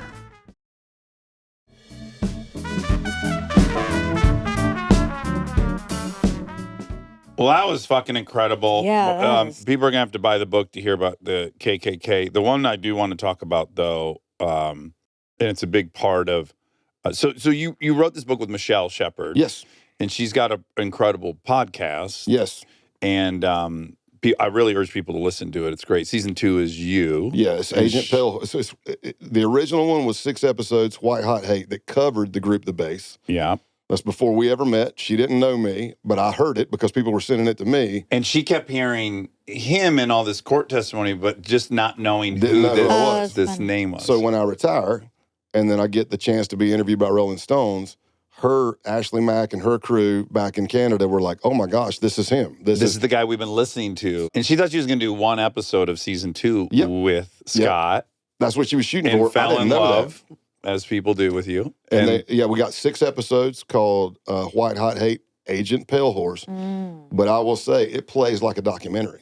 Yes. If you listen to it, because it's very high cool. production. It's so well produced. Ooh, Yeah, like cool. CBC, that's Canadian. Yep. Yeah. Canada Broadcasting Communicate. I don't know what the Yeah, last they do a Company? damn good job. company. Yeah, It's but a really good podcast. like Wow. music in, out. They actually interview Higgy, the guy who was the task force officer who was Oh, sitting wow. outside Oh, and observed wow. me. And he said, "Hey man, what can I say?" I said, "You tell them the truth. Yeah. Yeah. You tell them your experience. I know my experience, but I want to hear yours." And it Yeah. was surreal to hear him on what was going on Well, dude, on the he's case team basically side. the guy that just heard there's inbound nukes. Do I hit deploy nukes? That's Yeah. really what's happening. Yeah. Do I blow up this 2 years? Yep. What a fucking decision to have to make. Yes. Because many times he has to be your friend. Fuck this case and fuck these guys. Exactly. We're going in right now. I don't give a fuck. But it could have also backfired because if they heard sirens and stuff, they could have just killed you. Could have. You A lot of don't people know. ask, what do you think would have happened? I'm like, I don't know. If you ask them Yeah. now, I'm sure they'd be like, oh, nothing. Well, we found out that's a normal MO from them. We found out, like, from other people who were victims, that females they brought down into that same crawl space and held a knife to their throat and threatened to kill them if they were, it's, Yeah. People have been killed in that crawl space for probably. sure. I don't know. Yeah. Who knows? I will say Don't this. sue me, Outlaws. I didn't see plastic on the floor. I did look for that. Anyway, I'm sorry to get off on a tangent. Back on the Outlaws. But the base is this. Explain the base. Sure. And this is a big teaching stuff now. Because even in law enforcement, when people hear white supremacy, they generally think they might know Aryan Nation, they might know KKK for sure because it's been around for so long, but that's not this. This is they're neo-Nazis, so they belief system they want Hitler's Germany back. They want the white race on top. The rundown goes like this: the Garden of Eden, the story in the beginning of the Bible, Adam and Eve. You got one tree you can't eat the fruit from, the fruit of the forbidden tree. Eve is tempted by the serpent, a.k.a. Satan. She takes a bite of the fruit. She gets Adam to take a bite of the fruit, and we're sinners from then on, right? Right. Yeah. Something close to that, right? Christian Identity takes it and says, same story, but the fruit of the forbidden tree is a sexual act, and the serpent is actually a man of color, a.k.a. Satan. Mm-hmm. And they have that sexual act, and she gets pregnant with Cain. Once Cain is born, they consider that the mud race, non-white, mud race all the way down, but Adam and Eve did procreate, and that's Abel, and that's the pure white race. I mean, Twisted. this is what he's got to sit. When I talk about him sitting around having to listen to these guys tell him how the world works, how fucking maddening that would be for me. I mean, Pour me another drink. I'd way Yeah, rather my have a lot of God. scary outlaw biker experiences. than How listen- old is that theory? Because it sounds like they stole it from Harry Potter. Oh. No, it's older because it was like as far as I know, the real push came with Reverend Butler, and he was the leader of the Aryan Nation. Oh. And that was back when the Red Ray Fair and in all those days they wore their uniform. It was Church of Jesus Christ Christian, but they take it and twist it, much like a lot of your newer age accelerationists, which I'll talk about here in just a second. Yeah. They're taking paganism and they're switching it. I've got plenty of friends, close friends, that are pagans. They have a pagan belief. I mean, you see, I got Viking stuff all over my arm. Yeah, they're real in Norse. Yeah, shit, they do right? that. And so was Hitler. Yeah. But they take that Right. and twist it. They're not doing a traditional pagan blot. They're doing horrific white supremacy stuff. So we'll talk about that. So Wow. Yeah, but it has changed. When I was a kid and I was in the punk scene, there were skinhead Nazis. Yep. They all look the same. But it's not that now. It's these fucking like schlubby, nerdy, weird, like the guys could that be. Or could be, great. be. So just, it's evolved. There was a whole movement called, and it's still out there, it's called entryism. And that's where you see clean-cut white guys, no tattoos, suits and ties, but they're acting like they're trying to infiltrate government. It's like Proud Boy-y type stuff. Proud Boys just like to beat people up. Oh, okay. Proud Boys not white supremacy. Okay. Proud Boys are anti-government, pro-gun, and they like to fight. Okay. There were several of those. I've done a lot of militia cases I didn't put in the book because I didn't know if they were still going. Sure. You know, I Yeah. didn't want to jeopardize anything, nor would the FBI have approved it anyway. So, Yeah. But yeah, a lot of it would just like to throw down. So accelerationism goes like this. They do not believe that there is a political solution to save the white race. They believe that society is going to collapse on its own or from man-made events, and they want to speed that up through like guerrilla warfare tactics like poison a water system, derail a Oh, my train, God. take out a power grid, start killing anti-fascist belief people, start killing lefties, and definitely killing Jewish people, and ridding the world of non-whites. They referred to. Good luck to finding that, but yes, continue. Yeah, I know, right? Yeah. By the way, Who the fuck is- a lot of these white supremacy Yeah, groups yeah. I was in, Real thin. there was no 23andMe being done. Yeah. One of the Yeah, dudes who had Because I what, wouldn't Big pass Easy. that. What was the dude's name? Big Big Siege? Siege. Yeah. And his name's Yusuf something, as it Yusuf turns out. Barazna, yeah. Okay, that can't. I mean, that's curious. He didn't tell everybody his name was Yeah. Yusuf. Oh, Okay. my God. But accelerationists, they don't like any government, right? Right. It's almost like white supremacy, dark white supremacy meets militia anti-government.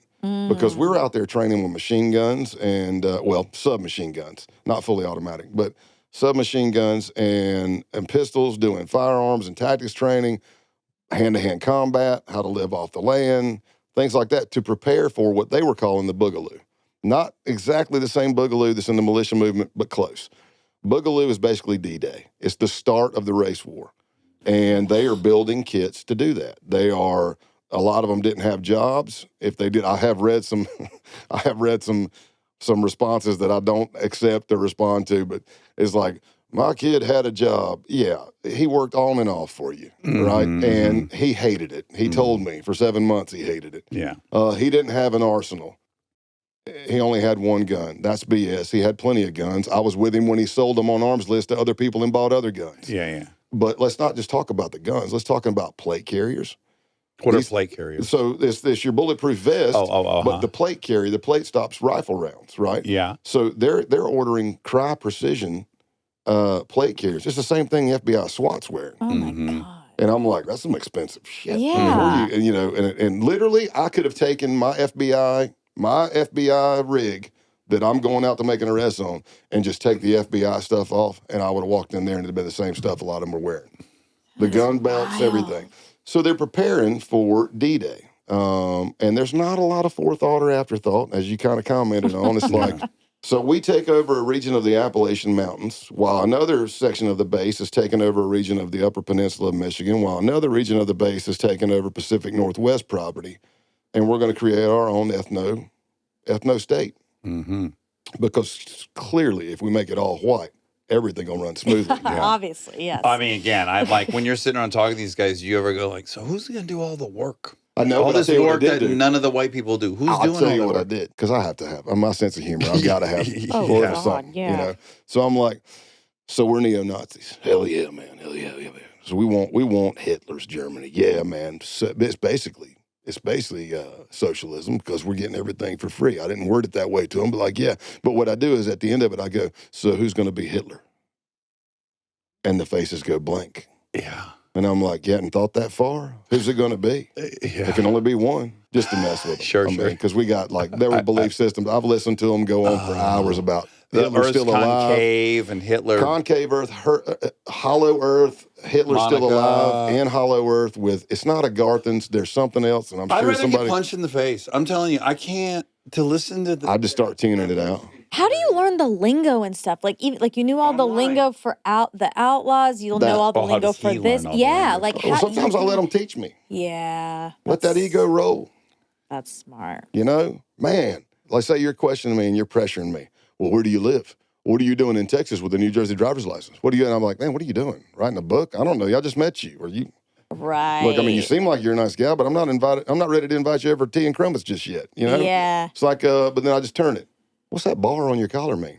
Oh, that means I'm a captain. A captain, or it might have been a lieutenant. I'm a lieutenant. I'm a lieutenant.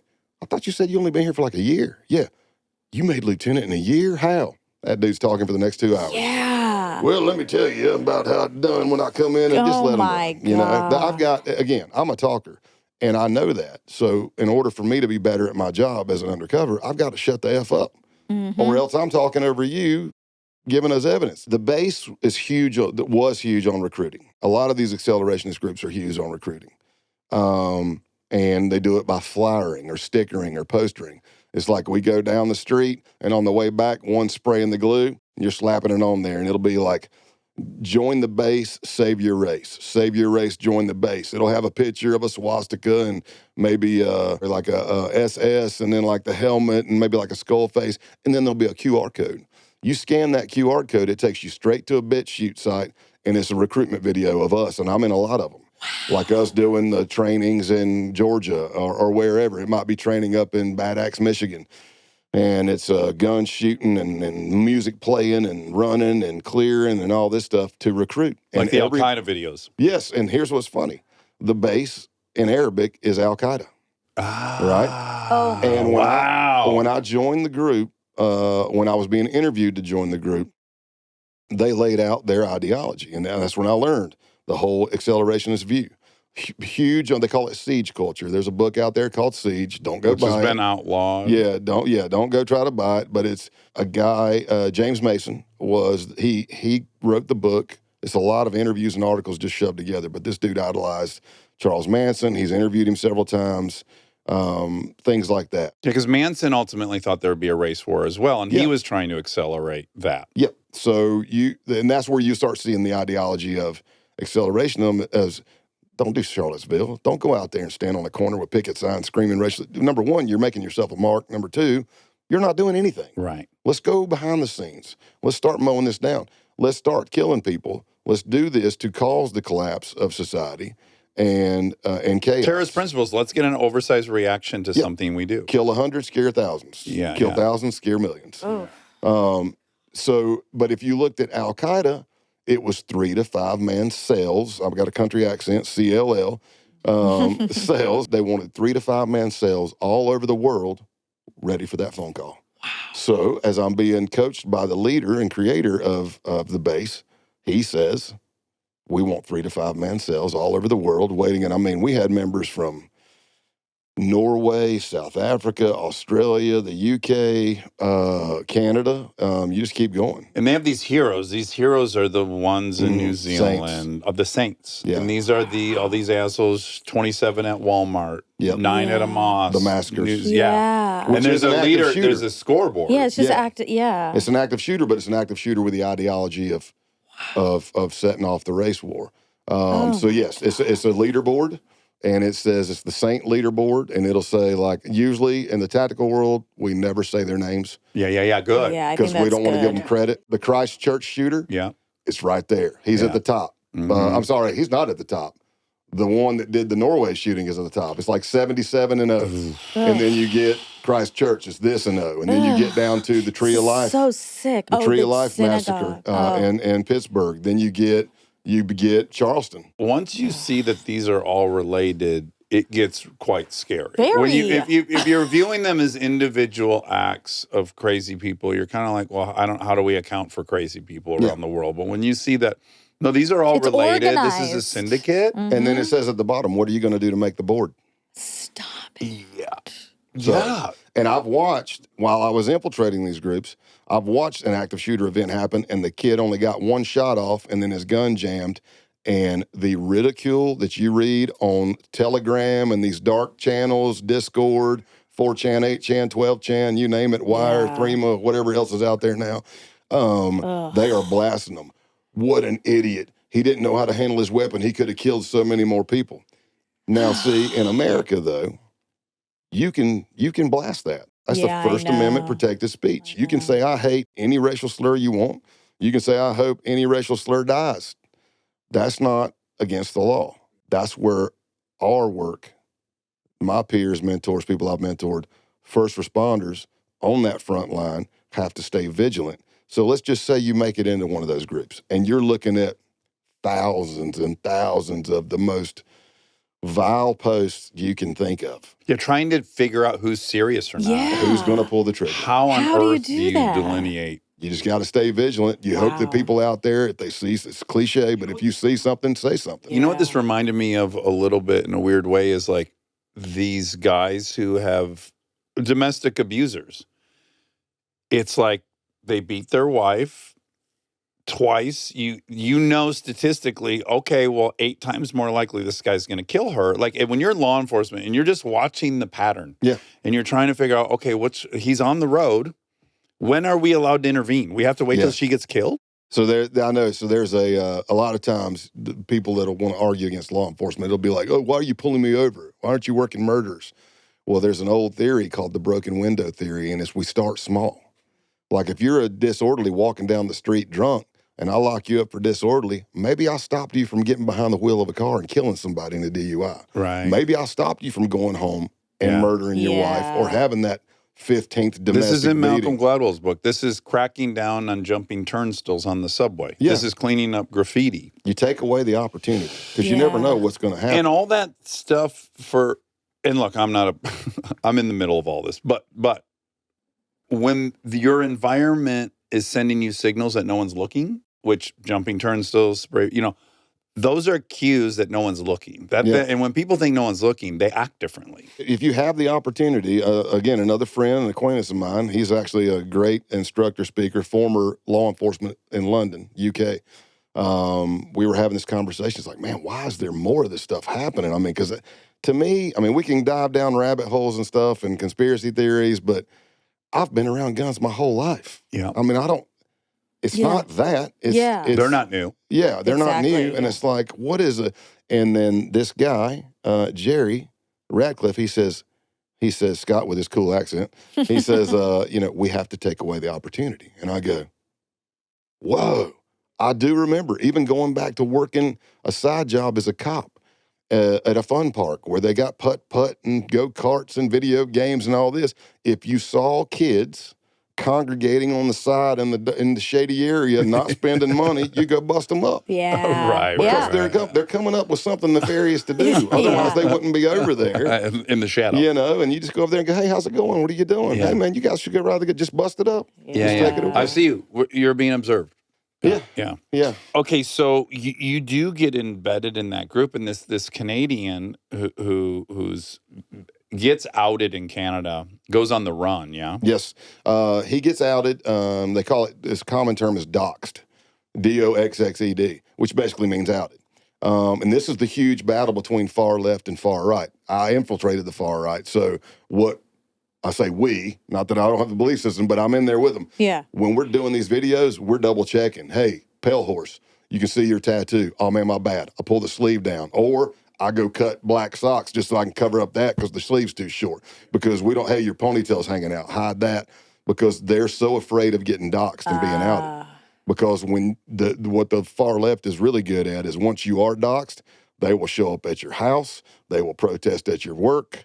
Well, Antifa started showing up at one of these. Yeah, so they're good with that, and they get funding for it. I'm not going to dive down that rabbit hole on this one either, but they don't have money, but they're being paid by somebody because they're getting arrested in 5 different states for the same damn thing, and they don't live in any of them. So hate begets hate. So it just it goes back and forth. Eye for an eye never is resolved. Right. Yeah. So I go. I'm in the group, and I'm gaining their trust. And I'm learning more. And we, as the FBI, are learning more. Go ahead. Do you have to fake your skill set? This is what I was thinking. I did. Yeah, right? Because he's a marksman. He can't show up in the training thing. I'm imagining you would be shining a light on yourself if you were as good as you are at all and this we don't shit. want to lead anything. Right. Yeah. Am I in the KKK and I'll bring a black person to the rally? Right. Exactly. Yeah, right. Look at what I found. Yeah. Did I just start that and lead it? Yes. Yeah, we can't do that. I mean, that'd be very bad. Yeah. Yeah. But with them, I was just a country guy, former biker, former skinhead, and I've shot. Yeah. But I would throw rounds, and then I would let them tell me. Now, but here's the thing. Receiving instruction from these dum-dums. Well, it was good instruction, though. Oh, okay. A 19-year-old kid led, it wasn't the best, but I walked away from that first meet and training, I was like, that was pretty This isn't accurate. good. Like they know what they're doing. Exactly. I was like, this is not good. Yeah. And I'm like, where did you get the training? Because you didn't go in the military. You're only 19. Internet? Yep, gaming. Yeah. Games. Oh, God. Video games. They're so realistic. No, they are. They're realistic. Scary. They're realistic. Hop on there and cut your microphone on. It's an 11-year-old kid telling you to clear the hard corner. And handing your butt to you, and then his dad took him to a range, and he practiced and got quicker and quicker, and he was probably on the internet looking at a lot of stuff. But I was happy to see some safety because I was really concerned with that. Like, I'm like, you're going to accidentally get shot. Yeah, I'm like at the back. When we first started shooting, I stood at the back. I'm like, well, this fucking scenario with the goat. Yeah. You could have been killed there. So this is what happens. I'd done a couple of blots. The first pagan blot I did was actually pretty legit because the guy that led it, even though he was a member of the base, was also an Asatru guy. And it was more legit. And I got to ask a lot of questions about it because I'm learning. Yeah. Just like when they're teaching me tactics. I'll go, what'd you call this again? Yeah. Oh, slicing the pie. Oh, okay. So when I'm slicing the pie, now I'm using the verbiage you gave me. Yeah, right? yeah. We do a couple of those.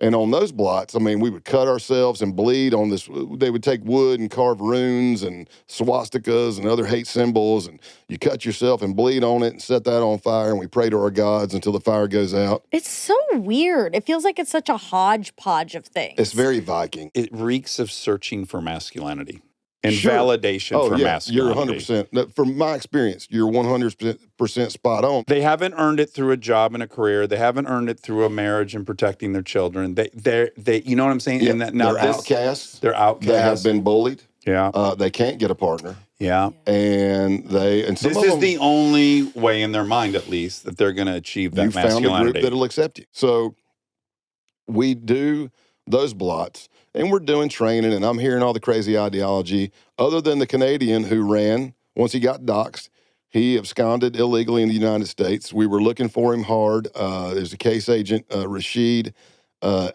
of Baltimore. Him and a U.S. attorney, Thomas Wyndham, man, they were phenomenal, man. They did the stuff they did, tracking phones and finding stuff. They were able to figure out that they knew he was in the country. Pretty sure I was helping them. And then Seattle had the main case, and they were working the poop out of it too. But there were divisions all over the United States working this stuff because if there's a member living in your area, when the LA's got to open the case on it. Yeah. Now we get to the point to where we find the Canadian. He is actually down at the He farm. introduces himself to you, right? Yeah, we're down at the farm. We pull up on the farm. I pull up there for like a weekend training or something, and I pull up and I'm counting the cars. I know whose cars are what, but I'm counting the heads under the awning of the barn, and I'm like, there's an extra person there. And I go walking up, and it's bushy red hair and beard by this point. But as soon as he starts talking, I'm like, oh, that's a Canadian accent, you know. And then he introduces himself, and I'm like, well, I didn't miss a beat. I hugged him and said, "Welcome to the United States, brother." Yeah. And then we start training, and now you're getting into more crazy ideology, like when the boogaloo happens, and I'm talking about crying while you're saying it. I'm going to have to shoot my dad in the back of the head. I mean, And I'll do it because they're saying if Why? because in their belief don't system, be stupid, Monica. Obviously. when the boogaloo happens and D-Day starts, if you are not fascist, that automatically makes you anti-fascist, Oh my God. and the penalty is death. Even if you're According- white. Yeah, oh yeah, and the penalty is death. all according to these them. groups, you just keep raising the purity test. There is Yeah. no, the fundamentalists are on a trajectory to outdo one another's fundamentalists. There is no, you're home safe, you're white, you're this. They keep moving Yeah. the goalposts. Yeah. All these movements. So I will say, and I will say this is a whole nother thing, but just to tie it into current time, whether you love Trump, hate Trump, whatever, this kid that just killed I think it was his dad and stepmom, or mom and stepdad. He just killed them, and he was on his way to apparently do an assassination attempt. Well, the first reports that start coming out showed that he's reading the ideology, the same ideology I was just telling you about, and it mentions O9A. O9A is Order of Nine Angles. That is let me say it this way. From what I found working it, infiltrating it, working it as a case agent, developing sources who are in it and all around it, if you scratch the surface long enough at an accelerationist group, somewhere in there, you're going to find an O9A member, or there's some other groups that are very similar. It is a extremely, extremely dark, satanic white supremacy group. Still same thing, believe in a collapse of the society, but they are huge on rape, sexual abuse, and pedophilia. They're as dark as you can get. They Yeah, you went to can't- the I mean, very for me- bottom. The Yeah. sentence of they're big on rape and pedophilia is like, Yeah. Yeah. Those are tenants. Case happened very fast-paced. I 8 mean, months you were there? 7, I think, Okay. but it was fast-paced. It was like going nonstop. It was 24/7. And as I said, it kept growing and growing. The more people that we identified, it got to one point where once a month we would get all case teams on a phone call. There's over 100 people on the call. And they each know 5 people Yeah. at least Yeah. in this. So we do this Halloween hate camp in 2019. I show up, and a guy named Eisen is going to be leading the block. Younger kid, clearly didn't know his paganism stuff very well. And again, they're twisting it, right? So I led hand-to-hand combat training that day, and this wicked cold front came in, the first one of the year, so you have not been acclimated. You're freezing your tail off. I go to charge my phone. I fall asleep because the heat's on. You know, I'm like toast. I'm defrosting, right? And then I wake up to pounding on my window. Pale horse, man, you got to get up. You got. Wait till you see this. Wait till you see it. I'm like, what is it? They go, do you hear us talking about the goat? I'm like, uh-huh. And they're like, we got it. And I'm like, what? So I get out, and they have gone not that far down the damn road to a place that only had like 3 goats, jump the fence, steal the goat, almost get caught. It could be a ram. Ram goat. It's very close. It had horns. And I walk out there, and one of the members who went by the name Dima is holding the goat in the back of one of the other members, Can't Go Back's truck, and it's pooping everywhere. And Dima says, he goes, man, this thing's shitting all over the place. And I said, well, hell, I would be too. Yeah, exactly. Yeah, If a bunch of Neanderthals and fleck-torn camo and balaclavas with machine guns just jumped in my backyard and jerked me out. It's not a surprise birthday party. Right. So now I'm watching Eisen work this goat. Like when I say work, I mean he's praying to it, he's talking to it, he's showing it love. And I walk up and I say, is it bad that I feel sorry for the goat? And he said, don't let the goat hear you say that. And I'm like, okay. And he said, this goat needs to know it's loved. It's being sacrificed to Odin. It's going to Valhalla. This is a good thing for the goat. We are showing it love, and we're sacrificing it to Valhalla. And I remember thinking in my mind, I don't think that's what the goat's thinking. Yeah. Might not know about Valhalla. So, yeah. I don't know if he's heard of it. I go over to my listening device because I know that when you're out, you should have a cover team the whole time you're out. Yeah. So if I'm out 4 days straight on a farm, they're going to be pulling shifts and rotating. They're just listening to you the whole time. Because you got to have a quick response team. Which how quick can you respond to me on a 100-acre farm? I know. You know, if the crap's going to hit the fan, avenge my death is basically what it is. Unless I'm still hanging on when you get there, or everybody's dead and I'm standing there when you get there. Yeah. But they were like, I go to my listening device, and I'm thinking, man, I'm running through my head as a senior investigator, as a senior FBI agent, as an undercover coordinator, knowing all the policies and all the red tape. I'm running through my head. I'm going, do I need approval for this? Did we do this? And I lean in and I go, listen, if you guys can hear me, I said, I'm pretty sure we're getting ready to go down here and sacrifice this goat at this ritual. I know they stole the goat, but is it a misdemeanor? I said, here's what I'm saying. If any of you do not want me to do this and you want me to stop it or pull chocks, I need to know. Send me a sign. And I sat there and I waited and I waited and I waited and I got nothing. No phone calls, no nothing. And I said, okay. Valhalla it is. I guess we're going to Valhalla. Oh, So we go deep into the woods Wow. to the holy site where we'd done stuff before.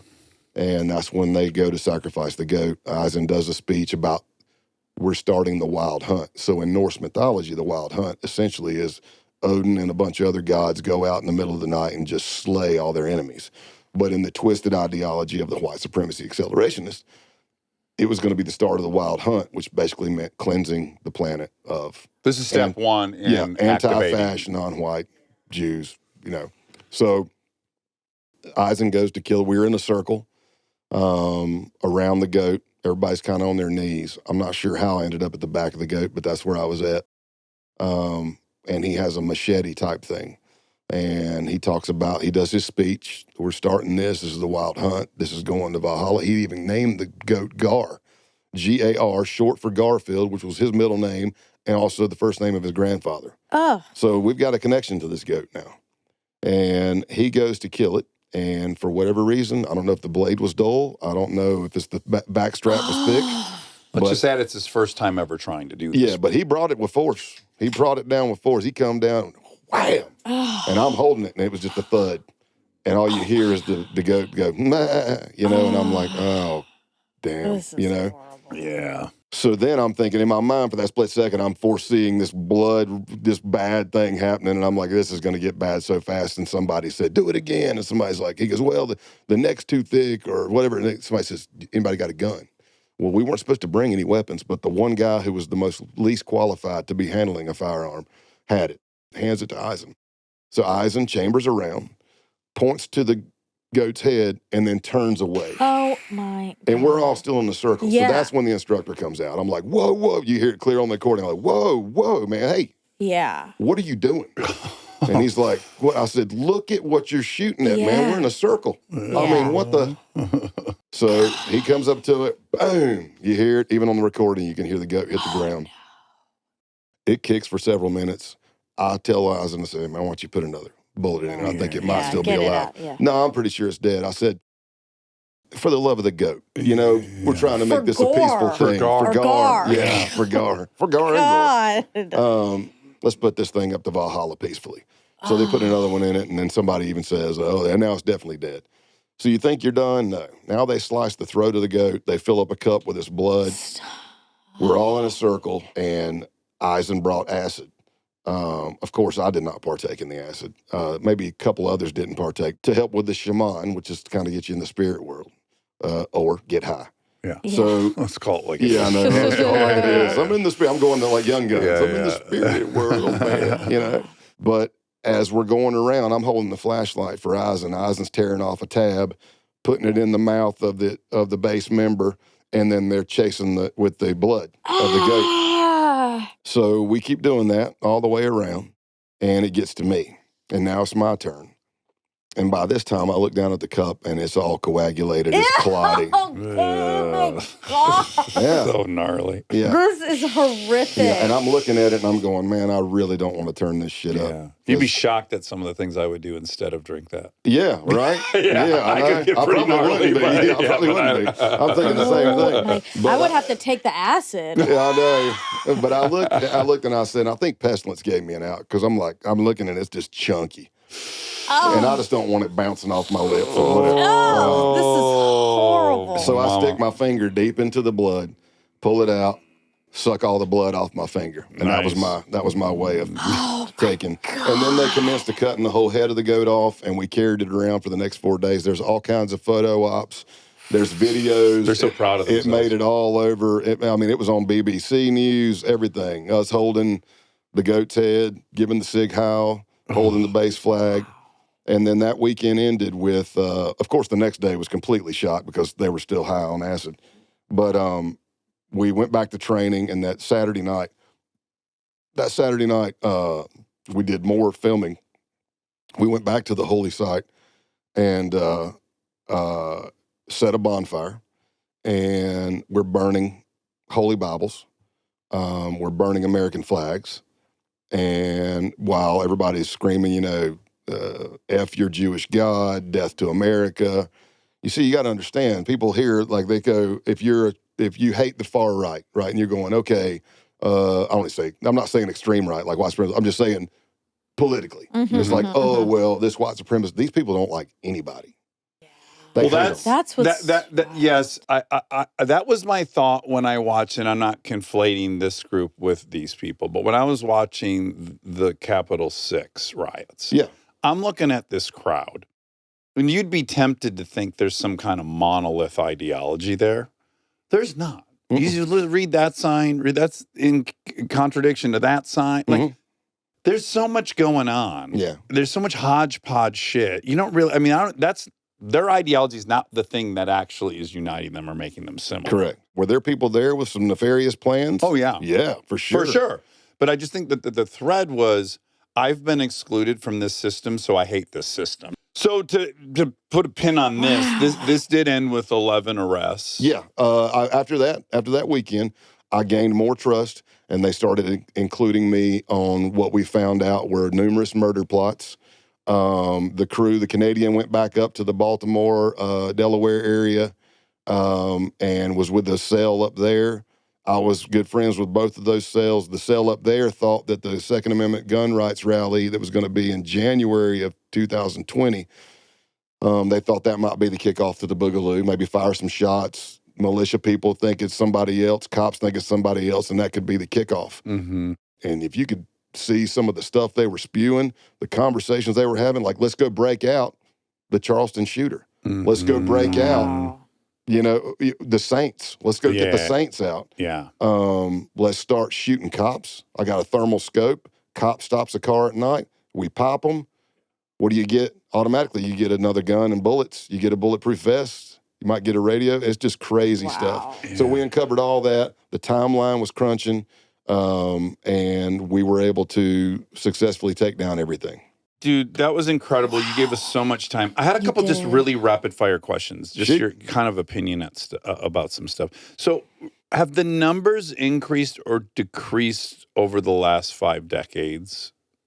And if so, how do you explain the growth or the shrinkage? It seems like it's growing. Is it the internet? Is it the political climate? Is it unemployment? Is it directionless young dudes? Like, what would we attribute this to? And has it increased? It ebbs and flows, and sometimes it is political. So, like when Obama was in for 8 years, your militias started growing again because they were worried about their gun Their rights, guns being taken right? away. Yeah. And then when Trump came in, it kind of died down because they weren't worried about it. And then it kind of ebbs and flows. The white supremacy thing, let me just say something. The quickest way for me to answer it on an extremist level is what I've been talking about is far-right extremism, white supremacy. There's some militia stuff in there too, anti-government, because I infiltrated it. But I've got mentors, peers, and people I've mentored that are working the other side, and radical jihadists and or black separatists or far left. There's a lot of people being radicalized online, and especially with AI these days. So go back to what I said from what I saw. This isn't the be-all, end-all. There's every situation's different, a case-by-case basis, but I saw a lot of, again, somebody who's an outcast, has a hard time belonging, right? Can't get a partner, probably been bullied, and they want to belong. And then they dive on these phones at night and they go down these rabbit holes of hate. And you could, I don't know if Gab's still in or not, but you could go to Gab and go to a group that's called 14 Words. That is white supremacy. Yeah. They're referring to the 14 word coined by David Lane, synonymous through white supremacy. Or you could hop on Whites Only. I wonder what you're going to find there. And they will take some real stories and they will do propaganda videos to suck you in. And then you start meeting like-minded people. And I'm telling you, the stuff that they blast is like vile. But I know people that are working the other side and it's the same thing. Yeah. So it goes kind of back to me, like, see something, say something. I understand parents having blinders on because that's their kid and they don't want to believe it. But just let me say this. You think it's a phase when your kid barely has a job or hardly ever has one? The father of one of these bass guys, I was getting so frustrated listening to him talk. He's like, he went through a lot of phases. And then, there was a flag or a poster on it. And she asked, what was it? It was some Nazi stuff. It's denial. Yeah, right? it is. And that guy came down and drank with us a lot. Right. And the apple doesn't fall far from the tree. Yeah. He's That's dropping N-words and this, that, and the Yeah. other. And I get it. He loves his son. He loves his daughter. That's cool. But your son has the skull of Gar, which has now been cleaned with swastikas and other white supremacy stuff and runes on it. And on one side of the skull is Mein Kampf, Hitler's book, and on the other side of the thing is Siege by James Mason. That's not a phase. When you've got grown men showing up all the time and training on your 100 acres, wearing Flecktar and camouflage because that's the German pattern, drinking Jägermeister because that's German, and you hear what they're saying. Yeah. So I don't. It's tough. But go ahead. That was a long answer. No, that was important. like That's good. When you say something, can you be specific? Like Report it. To the That's police. that's what your Joint Terrorism Task Forces are out there for. That's what your local cops are there for. Like on Joint Terrorism Task Force, because that's what I ended my career on. I was a criminal guy for the majority of my career, but that's where that call comes in. And a lead is typed up, and it's like, hey, some of them are crazy. Lady says she was kidnapped by ISIS, and they replaced her eyes with alligator eyes, and you're like, what? Yeah. I got to go find this person now and interview them? How do you do that interview? Hey, Dax, can you look at me? Those aren't Looks like alligator regular eyes to me. all right. So, but you can do that, and then they'll get a lead, and maybe just going out there and knocking on the door saying, hey, A lot of crazy stuff going on in the world right now, but somebody's reported that you're putting some radical stuff out there. I just want to make sure you're not really planning on hurting anybody. Maybe that Yeah. scares Talk them to me, enough. maybe. Yeah. Or maybe it gives me an opportunity to have them call me if they see something crazy. In the book, I talk about that guy in the case. It was other white supremacists that reported that guy because he was so radical. They're like, hey, man, I'm a white supremacist, but this dude's actually planning He's on... really This crazy. dude wants to shoot up a synagogue. So, Oh. yeah. Yeah. God. Like I knew you would probably have felt very close friendships with some of these people and that would be heartbreaking. Did you feel bad for these guys? Some of them, yes. Yeah. I think we grew up in an era too where, and I say this a lot on here, it's like I saw kids get destroyed in high school. Like they came in as kids. They were just kids showing up to school and they got destroyed. Yeah.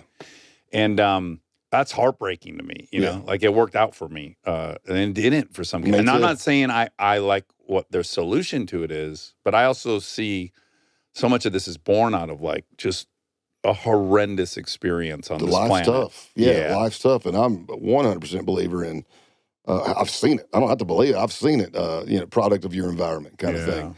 I bond with a lot of these people, and it's not far from what I grew up around, or it's exactly what I grew up around, or it could have been my relative. You know what I mean? I'm looking at it and going, well, that could be Uncle so-and-so. I can imagine looking at some of these guys and going like, oh yeah, you're like 1,000 hugs shy of being here. Yeah, or second chance, or a fifth chance, or a 20th chance. No one's winning in the whole thing. I can give you one, though, on second chances. Oh, yeah, let's hear it. Love a success story. Yeah. It's sad. There hadn't been a lot in my 28-year career. You always hear people when they're getting arrested and they're getting ready to do their time. They're like, man, I'm never doing this again. I said, well, remember where you're at. But also, let's be real. What do you plan on doing when you get out? I'm going to cut hair. My uncle was a barber. It's a great profession. But I want you to understand something. A barber's salary is not going to allow you to walk into the Dodge dealership, pay cash for a brand new Challenger with your own custom-made rims on it. Yeah. So be prepared. Yeah. But do that. But success stories, they are out there. And I have, even in retirement, have let the U.S. Attorney's Office know. I didn't have to, but I'm like, hey, I've talked to this person. We got put in contact with each other. I helped put this person in jail for their sentencing hearing. I'm going to do a letter for them, a character letter. Yeah. I said, but I wanted to let you know so you're not blindsided. They're like, man, thank you so much. I said, here's what I'm going to do. I'm going to type it. I'm going to send it to you. You let me know if you have any heartburn with it, and we'll discuss. Yeah. They're like, fine. And then I'll do a character reference letter, and they only got probation. Right. Even through my church, small groups. Some of my best friends were meth dealers, Yeah. and they had to go yeah. do time. But, hey, man, I'm here for you. As long as you're doing the right thing, I'll do whatever I can to help you. Yeah, I mean, to some degree, you most certainly have developed some really acute spidey senses where I'm sure you can kind of tell who's capable of that second chance. Yeah. Yeah. Yeah, and empathy. I mean, you must have Empathy, just an yeah. abundance of it. I try. And it's an incredible book. Code Name Pale Horse, How I Went Undercover to Expose America's Nazis with Michelle. Also, the podcast is fantastic. This has been radical, Scott. Thanks This so is much. really This was really, something. yeah. It was I appreciate incredible. you having me on. Thank you Yeah, so much. this was incredible. All right, be well, brother. All right.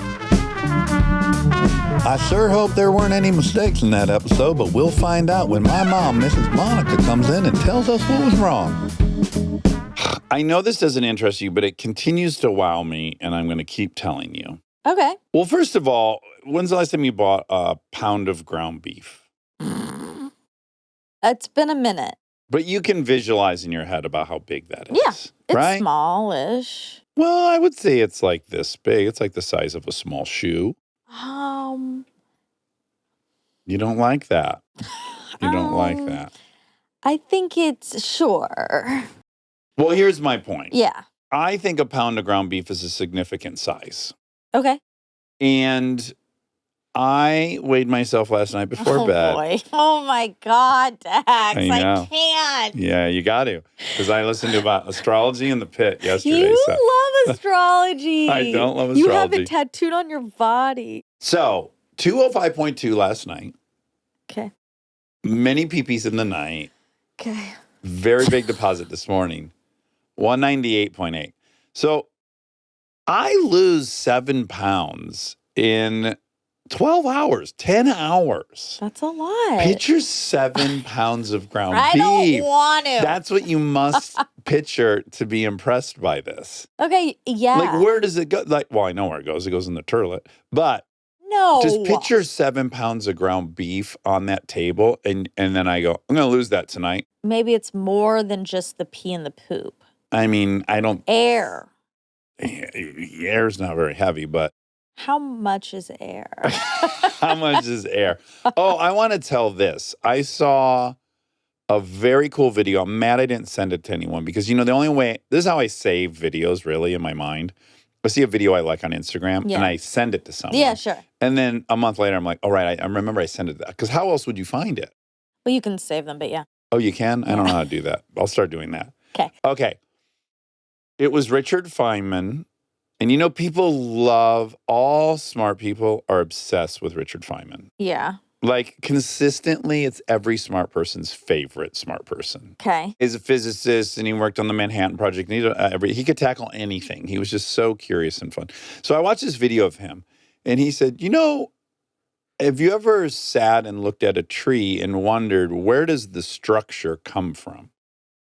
I think it's normal to assume all of that comes out of the ground.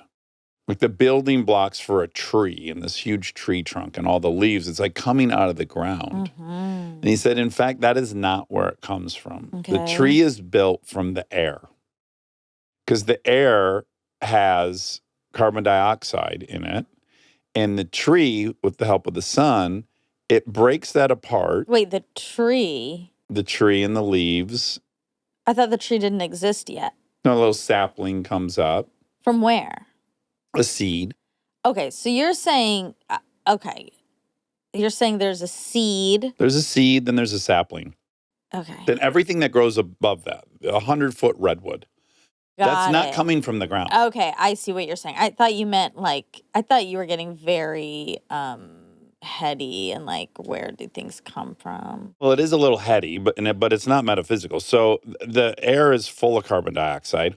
The tree, with the help of the sun, it breaks apart the carbon dioxide into carbon and oxygen. It releases oxygen, we breathe the oxygen.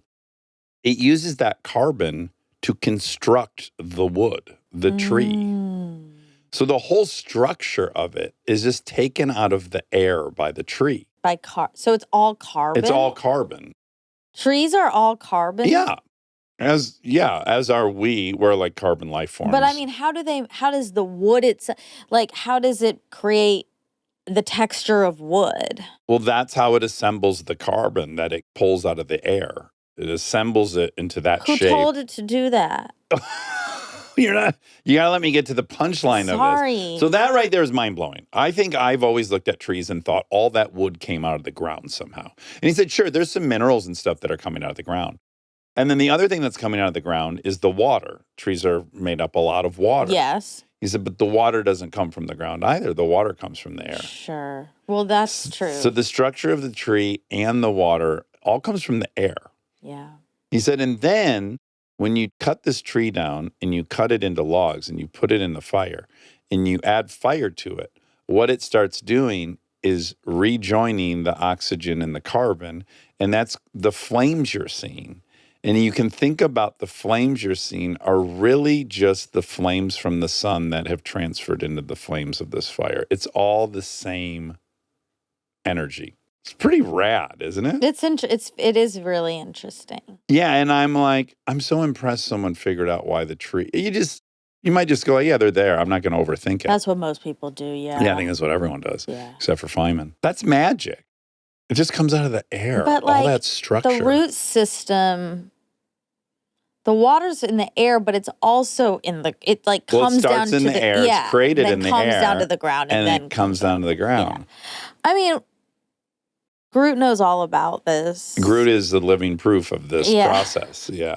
Yeah, I saw him recently. You saw him after you found out about the big. Yeah, and I gave him a squeeze. Did you? He was wearing pajamas. Yeah, he has so many cute pajama outfits. He has a safari outfit. Yeah. He's got every kind of look. Yeah, what most people think about their American Girl doll, when you buy it, you buy all the beds and the things. And accoutrement. That's what Groot has. I like hers though because it's more scrappy. There's no Yeah. they don't make these clothes for him. So No, she's exactly. like aggregating all these from different sources. Yeah, me too. Yeah.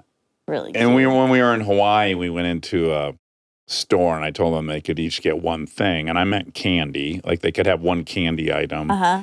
And then Delta decided to trade her candy option for she found a tiny outfit that was supposed to go on some other creature. And then she's like, I think those will fit perfectly on Groot. So we left with an outfit instead of candy.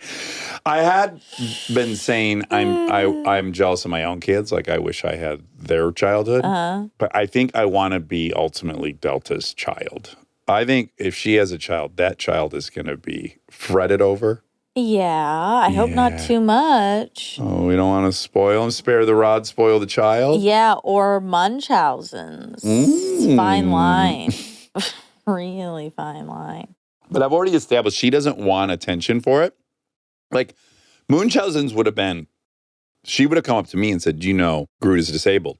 Right. You're right. She's known he's disabled forever, and I just stumbled upon that. She is going to be such a good mom. She's very loving and Attentive and thoughtful. yeah, she's making me a scarf right now. Yes, she is. And she wanted to know how long you wanted it. It's so good. It's so well constructed. She's knitting it from scratch. And I was looking at it and I thought, this little baby I used to hold, her little making tiny hands made this. I can't make this. Me neither. She can, that little baby made that. Yeah. It's They start so- doing things you can't do, and it's really something. It's so overwhelming. I don't know. I'm in a bit of a crisis state. I mentioned it on the last fact check, and then some pediatrician said, yes, you got to stop talking about your kids. Now, I'm not going They to take that to did? too much credit, like just because you're a pediatrician, that you have no actual, Okay. you're not a get- psychologist. Sure. But what's seared into my brain is that I know Howard at one point stopped, and his daughters ended up being very upset at him, I think, that he would talk about them. Yeah. And so now I tell my kids what I say. Yeah. So it's not like there's any There's no secrecy secret. going on. That's kind of how I've been telling myself. But all to say, yes, I probably need to stop. Okay. And then I was like, what do I don't have anything else in life to talk Hey. about virtually. I think our best conversations Yeah. are Debates. conversation. Yeah, they're not Yeah. just stories are fun. I love a story. Yeah, you have a lot of I good have so ones. many Yeah. good ones. But they're there to spark a conversation Yeah. between us. I just, there's my free time is what I'm going to draw on. Yeah. Anything that's going to happen to me. Like I went to, I didn't go to Monster Jam by myself. I took my kids. Yeah. And you didn't take Groot and lose him. She did. That's right. And so I was just sitting in bed, I think, last night going like, I don't think I have A life. a life. If they're not a part of the conversation, then I have almost nothing to talk about.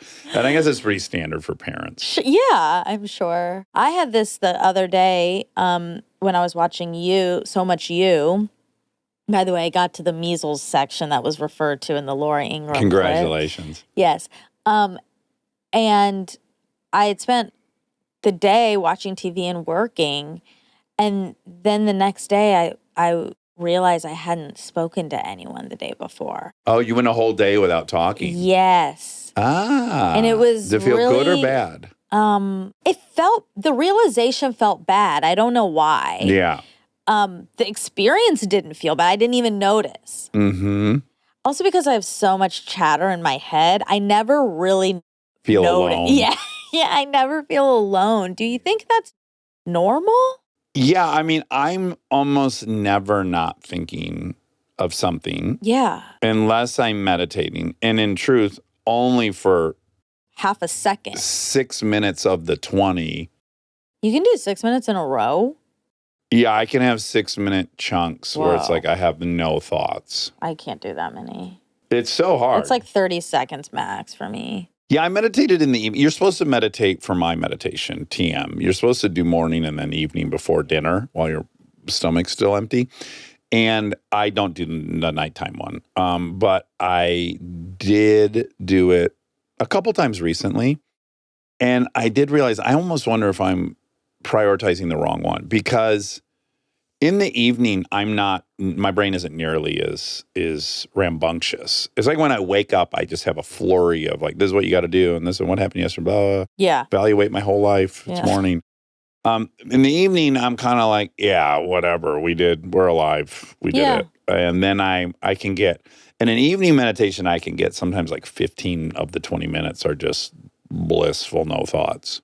Interesting. But you don't need it as bad. I should do it though, because what I want is that 15 minutes of bliss. It is really euphoric when I get it. Nice. Okay, great. Yeah. Well, and then I wonder, is it just helping? Like the fact that I do it every morning, and is it, is my overall calmness, live wireness diminished a little bit? I think you're mellowing out. Losing my vitality. Losing your will to live. That's kind of happening. So Chris and I went for 2 days to this conference up north, and I danced. Sure. I love to dance. You love it. But I'm a little out of shape dancing, as it turns out. So I was jumping a lot in my dancing. It was Snoop Dogg. Okay. Snoop D-O-double-G. And so I was dancing, I was jumping. It was fun. Probably danced for like an hour. Went back to the hotel room, and I was walking barefoot in the bathroom in my gnarly comb-over toes. They were like, you can't jump anymore for a half hour. Okay. My foot was like, oh no, we can't do this. It was gnarled up. Then did it make you sad? And no, yeah, I was just like, are we at the end of, these things are going to start popping up. Can't dance like I used to dance. I have been having a lot of thoughts about life and age. We had a 30-year-old guest on yesterday. Like, did that do anything to you? No. I don't imagine her. I don't think of her As 30. as 30, and I don't think of me as 37. There we go. That helps. So you're both 35? I feel like we're both like 34-ish, in that zone. She might be like 32 and I'm 34. Okay. Sometimes I'll get, I guess it's like the meditation. Sometimes I'll just get minutes, brief minutes of, I think this sounds braggy, enlightenment. Okay. Like I can hit it for a second where I really... You feel content and at peace. But I really deeply understand that nothing matters. Yeah. In the rest of life, I can tell myself, and I can understand it intellectually, and I can try to live a life that reflects that. But there are times where I am like embodied. I feel it. That really the purpose is to love. I wish I could choose to have that more, but it's also overwhelming. It's a really it's an overwhelming feeling to really understand that none of this matters. None of anything we're doing. Yeah. And I don't mean, like, obviously helping people is great and feeding yourself is imperative. Yeah, it's hard to explain, obviously. That's why. Well, when I kind of like tried to get really specific about what's going on in my meditation when it works, and what I realized is, and this is not novel or proprietary, everyone knows this, but the racket is either thinking about the past or thinking about the future. Yes, exactly. And really the absence of thoughts is just being in the moment you're in. Yep. Because there's really nothing to think about in the moment you're in. That's what's crazy. It's like you're constantly preparing for what's coming, or you're processing what already happened. But in the second-to-second moment, you don't really need to do shit. Yeah. There's nothing to do or to be afraid of because there's nothing's attacking you. Like, yes. It's just being, I know this is fundamental, but it was just very clear to me. It's like, oh, really, the goal isn't even not thinking. It's just, if I'm not in the future and I'm not in the past, I won't be thinking. It's like how we don't know if you're seeing the same colors I'm seeing. Yeah. I want to know if other people have this constant. There's no time at all that I'm awake that there isn't a racket. conversation happening Mm-hmm. or a monologue happening. Mm-hmm. And I assume that's everyone. I just assume that's how humans are. Yeah. But I read a I guess I statistic don't about know. this. that people don't. I won't know the right number, but I want to say it was something like low, but like 20% of people don't have that. I want to try it. Like, I wish there was a way to try it for a day. GLP-1, I'm sure it'll fix that too. I am very curious about the GLP-1s. Yeah. Because of so many people we've had on that are saying it could be They're good for this, it doctors. could be good for this. Yeah. Yeah. But it's obvious it works for weight loss. Yeah. And it's helping so many people. That's proven at this point. But these other things like dementia, Addiction. addiction potential. Yeah. There's all these potential benefits, reducing of inflammation. Mm-hmm. And I kind of want to try it. Mm-hmm. But I don't want to not eat food. I don't have an opinion whether you should or shouldn't. All I'll just add is it's dose dependent. Right. But even I know Like people. you can be on a little or a lot. You could have zero compulsion to eat food, or you could have some. It's variable. Well, I know, but I know people who are on basically the tiniest dose. Yeah. And their eating habits are completely different. Mm-hmm. And I have a lot of issues, but I don't have food chatter Right. Right. as one. Yeah. So my worry a little bit is I just won't eat. Sure. And then also I would say, more than others, needs to consider the muscle loss aspect of it. Yeah. Yeah. But I have been doing my farmer's Farmer course. carries on the way to get my wine. Well, don't make it like that. You should be proud of me. I am. I'm very proud of you. Also, it's my job to tease you. I know. And I haven't been doing them this week. Because if I can't talk about my daughters and I can't tease you, we We're need to wrap fucked. it up. Actually, maybe we should comment on this episode Mm-hmm. because Dax will read the comments. If you want us to debate about something specific, Oh, okay. It's kind of fun, right? Yeah. and then you can look and see if there's anything worth us having a debate about. Yeah. Okay, I do have a sort of update-ish. Okay. So the person I was speaking about who Went to I'm in Saturday love Night with, Live. who went to Saturday Night Live. You're in love with. Yes. Apparently, a lot of people are in love with this person. Yeah. And I didn't know that. You didn't. You didn't? You knew? I assumed he was cast for a reason. Yes, I think he's broadly appealing. Well, yeah, but You feel a little bummed that other people, you know what I Also feel? It's so appreciate, yeah. old. It's so old for me. yeah. But it's oh, well, then that's gone. If other people. But I like would argue him. you already knew that, and that's why he's there. Why? No. Yeah. Why? You I don't think it's I a was. continuation of the quarterback. In my opinion, this person is not that. He's not the archetype of a quarterback. The quarterbacks now aren't the quarterbacks. They're Timothy Chalamet. Chalamet. There's so you say.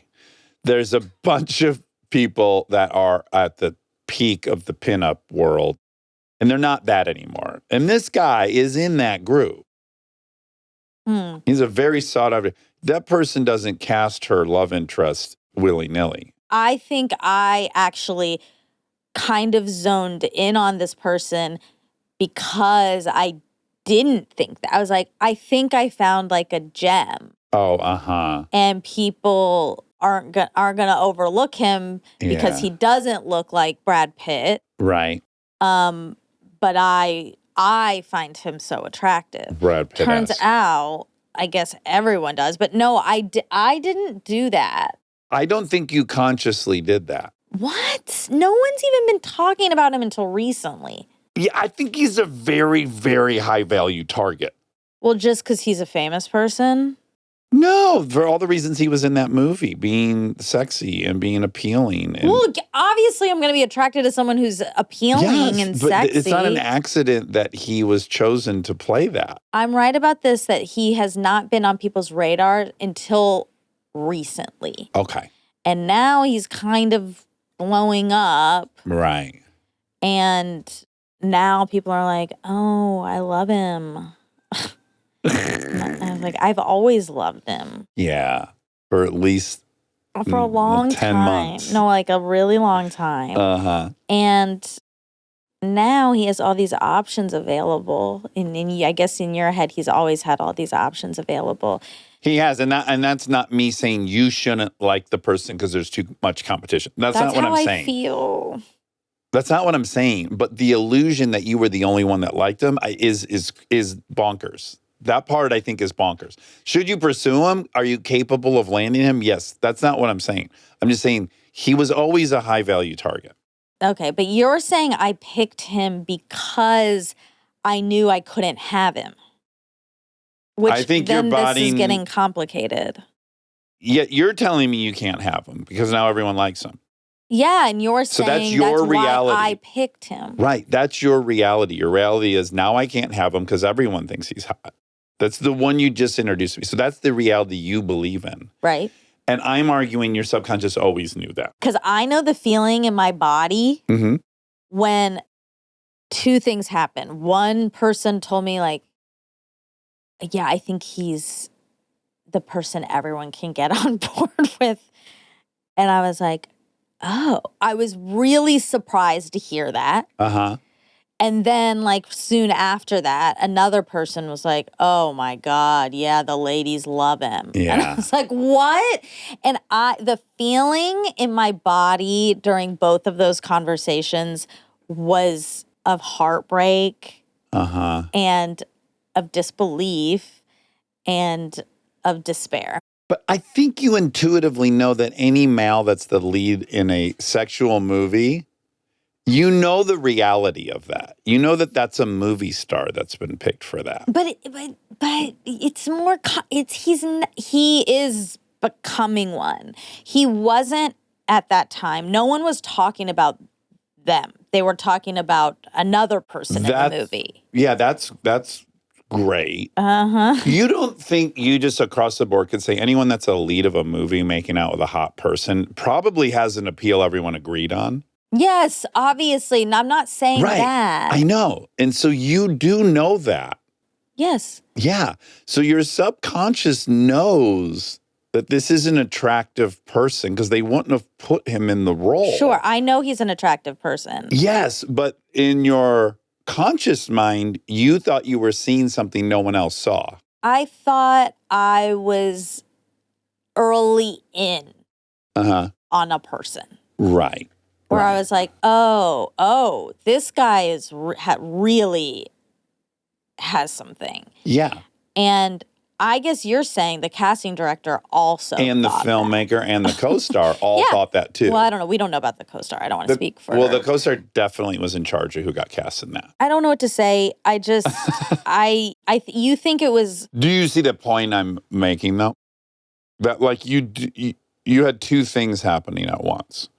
One is you know the reality of casting someone in a movie like yeah, that. I know. You're making it about something so specific. Like, yes, I know that probably only an attractive person, Gets a that likable role. person would get that role. But I didn't, people were like, oh, like, You thought they missed him. I don't, yes. Yeah. And I guess they didn't. But also, in my own circles, like, I know about people being talked about, Yeah. and I don't hear this person's name come up a lot Right. until now. It's really taken off. And when I imagined being at SNL, Yeah. I didn't think, oh, I'd be too scared to talk to him or he's too good for me. Right. Now I do. And that sucks. Because you've acknowledged there would be a lot of competition for this guy. In your mind, you've accepted Yeah, well, no, that I'm he like- has a lot of options. Yeah. Mm-hmm. And so, and in your mind, then this is where the baggage comes in. Mm-hmm. If there's a lot of competition, I can't have it. If he has choices, I'm not going to be the pick. Right. Yeah, I feel that way. But you must acknowledge this very arbitrary thing happened that changed your mind, which is you were going to be as appealing to him as you're going to be to him, period. That's it. Well, if I'm the only option. You heard other people like him, so you like reverse engineered what now he would that changed how he would think about you. Well, That's the hiccup in your thinking. No, I want to talk to you. I want to be real. Okay. We've had this has happened in some way before, sort of ish. There was somebody on this show Yeah. that showed some interest, got my phone number. Mm-hmm. Then there was Radio silence. was ghosting. Yeah. There was ghosting. Yeah. And you said to me, well, yeah, this person is at the point in their career where they're getting a lot of options. Mm-hmm. What I think is the most important part, which is you said, well, he didn't actually like me. And I said, well, no, it doesn't mean that he didn't actually. He actually liked you. He asked for your phone number and he liked you. And then he got to New York and there was someone else there that he also liked. That was the whole point of that was to stop your train of thought that I told you he didn't like me.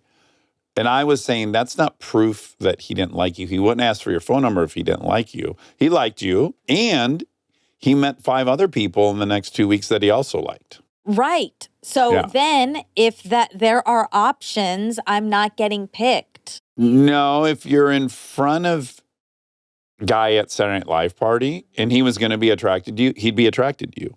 Now, are you going to go with him everywhere and make sure he's not meeting anyone else? Are you going to lock up in a relationship? Or, what's going to happen to confront the reality of this person's life? But just the core thing, does someone like you or not, is really independent, I think, of whether or not a lot of people like them. Well, more than do they like you, it's are you an option for them? Or is anybody an option for them? Like for the previous guest we were talking about, I said nobody's an option for him. He's not settling down right now. Right. But I don't think you ghost someone completely who you even want to kind of hang out with. If you want to kind of hang out with them, you got to keep them on the hook a little bit. Mm-hmm. Well, I guess that's that. Here's where you and I are different. So I meet Kate Hudson. Kate Hudson has every single option. I think she's just broken up with Owen Wilson. I think she dates professional baseball players after me. Right. I go into it going, she has every option in the world. She's going to have a lot of distractions. The competition is fierce. Mm-hmm. And she'll like me. Right. But she'll like me or she'll want to be with me. These are different things. Like she'll like me at a dinner, she'll like chit-chatting with me, or she will want me. Yeah, she'll want me. Okay. Yeah. Well, that's different me, than... Yeah, that's right. That's the big difference, I think, between your and I's approach. But that's also different between this previous guest, what you're saying. Like, yeah, he liked you, but he didn't want to be with you. Yeah, I mean, you need access to somebody, clearly. What do you mean? You need access. You have to be in front of the person you're sure that you can make like you. You have to have access to them. Well, we did. Yeah. I think when you find out that the other person, that everyone likes them, you then say, well, I can't have them. And I go, yes, here's the reality of their life, and I can have them. I can go get them. Mm. I want to determine who I'm pursuing by how many other people like them. And it sounds like you're saying you've made it that would be a factor in whether or not you pursued somebody. Well, it feels like I'm setting myself up for failure. Right. Yeah. I think that is your fear. And then where you and I differ in our approach to life is, great, I'll fail, I won't have her. Mm-hmm. I still don't have her. So there's nothing, I'm risking nothing by trying and failing. Yeah. They'll be in the same position I'm already in. Yeah. Like for whatever reason, when I do that math, that emboldens me to go like, there's nothing at risk. I mean, so much of the way we operate is based on our experience. Mm-hmm. You've been validated many times. Yeah. Which obviously makes you feel like, And I've gone after a ton of girls that rejected me. And it's just like acting. I want to act. I don't care how many times you reject me. I'm going to keep trying until I can act. right? You go into it knowing, I'm going to fail 99% of the time. Yeah. But I want the thing so bad. Always Yeah. deal with the... Projection. Mm-hmm. That makes sense. All right, well, let's transition into some facts. Okay, great. Stay tuned for more Armchair Expert, if you dare.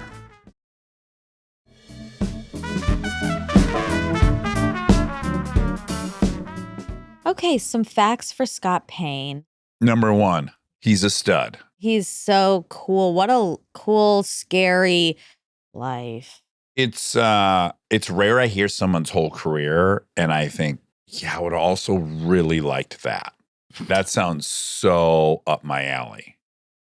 You're acting. Yep. You're having to meet groups of people and get them to like you, Mm-hmm. get them to trust you. Mm-hmm.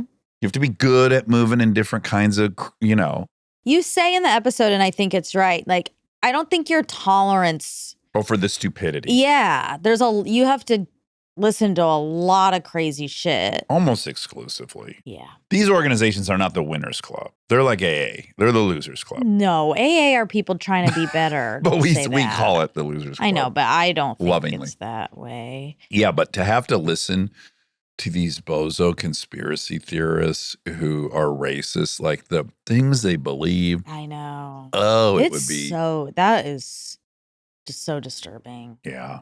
I'd also hate to see someone kill a goat in front of me. Okay, well, let's start with that. Okay. The difference between a goat and a ram. Is a ram a boy goat? A ram is a male sheep, while a goat is a separate species of animal, also often kept on farms. They are distinguished by their physical characteristics, such as the shape of their horns, tail, and general body structure. What's a male goat called?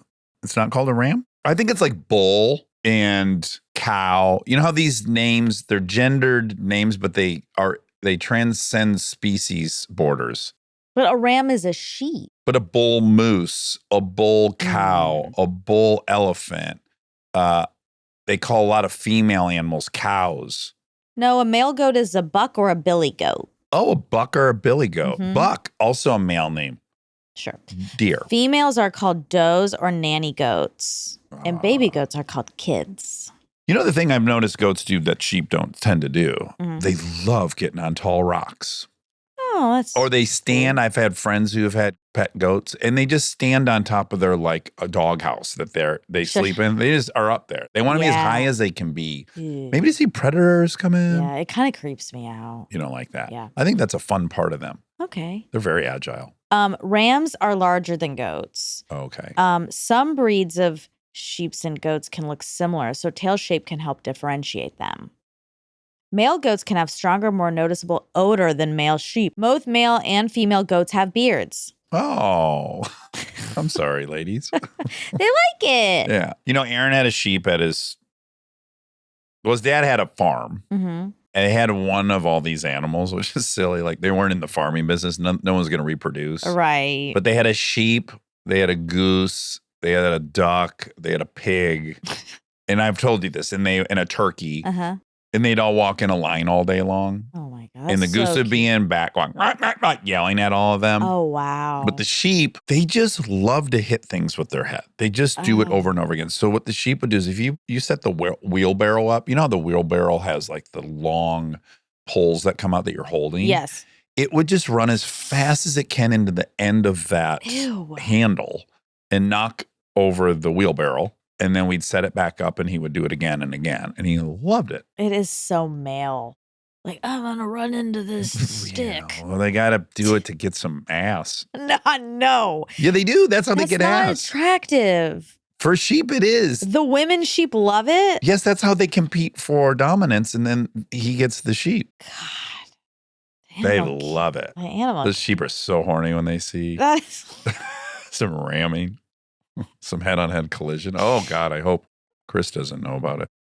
CTE. CTE. They don't get Oh, CTE. yes, they do. All No. these sheeps have CTE. It's no wonder. They don't. What does CBC stand for? Canada Broadcasting Corporation. That makes 0 sense. Sorry, Canadian Broadcasting Corporation. Yeah. What do you mean? It's CBC. How can the C stand for incorporation? No, corporation. Oh, corporation. I thought you said incorporation. No, Canadian Broadcasting Corporation. Oh, broadcasting corporation. Because you said broadcasting corporation. I didn't. I said what it You didn't was. hit the G, the ing. Oh my God. Yeah. Canadian Broadcasting Corporation. Did that sound at all like incorporation? Okay, sure. I'll give you that. The 4 large biker gangs. He got it right. It is the Big 4 refers to the Hells Angels, the Outlaws, the Banditos, and the Pagans. He got that right. Good job. He knows his stuff. Okay, he said the owner of Flat Rock got in some trouble. Oh, yeah. Hit and run. Yeah, that sounds. Mm-hmm. Harley Rusty Biddle. Oh, my God. They threw in a third great name. He was using a neighborhood road as a cut through to avoid traffic. Oh, I don't want to hear the rest because I can imagine you got hit in a neighborhood. Okay, we won't keep reading. That reminds We'll me of choose this. ignorance. Yeah, ignorance is bliss. Yeah. But it does remind me of one of my favorite, I think you should leave sketches. The baby pageant Oh my God. and the bad boy Bart Harley Jarvis. And they go, fuck you, Bart Harley Jarvis. They hate that baby. They hate it. Hating a baby is such a funny And a idea. woman runs on stage with a knife to kill Bart Harley Jarvis. Oh my God. So funny. I'm going to see Friendship this weekend. I can't wait. At Vista? Yes. Yes. I'm excited. Ding, ding, ding. Yeah. I went and saw Sinner yesterday, or Sinners? You saw it? Sinner or Sinners? Sinners, I think. Sinners in IMAX at City Walk by myself. Wow. Yeah. An adventure. Uh-huh. How was it? It's awesome. It's really Yeah, awesome. I really want to see it. There's a sequence in there where they're kind of incorporating all these different Black music traditions. And it's like you're in it. It's a time period movie. Yeah. It's set in like, I want to say 1932 or something. Okay. And I don't want to give anything away, but it's just like the way it's all blended together and the power of it and recognizing like this through line that exists through all this music and this human experience that all these people have shared. Yeah. It's crazy powerful. Like I was goosebumps all over my body. I want to see it. And then I just had this deep curiosity. I wanted to ask the guy. The theater was mostly Black folks. Mm-hmm. And there was a dude next to me. And I got kind of curious, like I'm looking at that. I can feel it and sense it, and I've experienced it in so that I've experienced that music and it's made me feel ways. Mm-hmm. And then I was so curious, like, does this young guy feel a connection to that? Mm-hmm. Or is he on the outside of it as I am? Because it's like historic and it's from another period. And I'm sure he feels a connection to it. yeah, I just was wondering, like I wanted to talk to him about that. I wanted to know, like, what is the experience? My hunch is that's all in your It's your history. epigenome. Like Yeah. I think that's all in their body in some way. Yes, I think so. And I was very happy Mm-hmm. for everyone in the movie theater. I'm really happy that this director has the power that he has Mhm. and that he could tell this story in this way that was just so undeniably authentic and rich. That's how I felt at the Beyonce concert. Cowboy Carter is a look on America Hmm. and what it really means to be a country person. And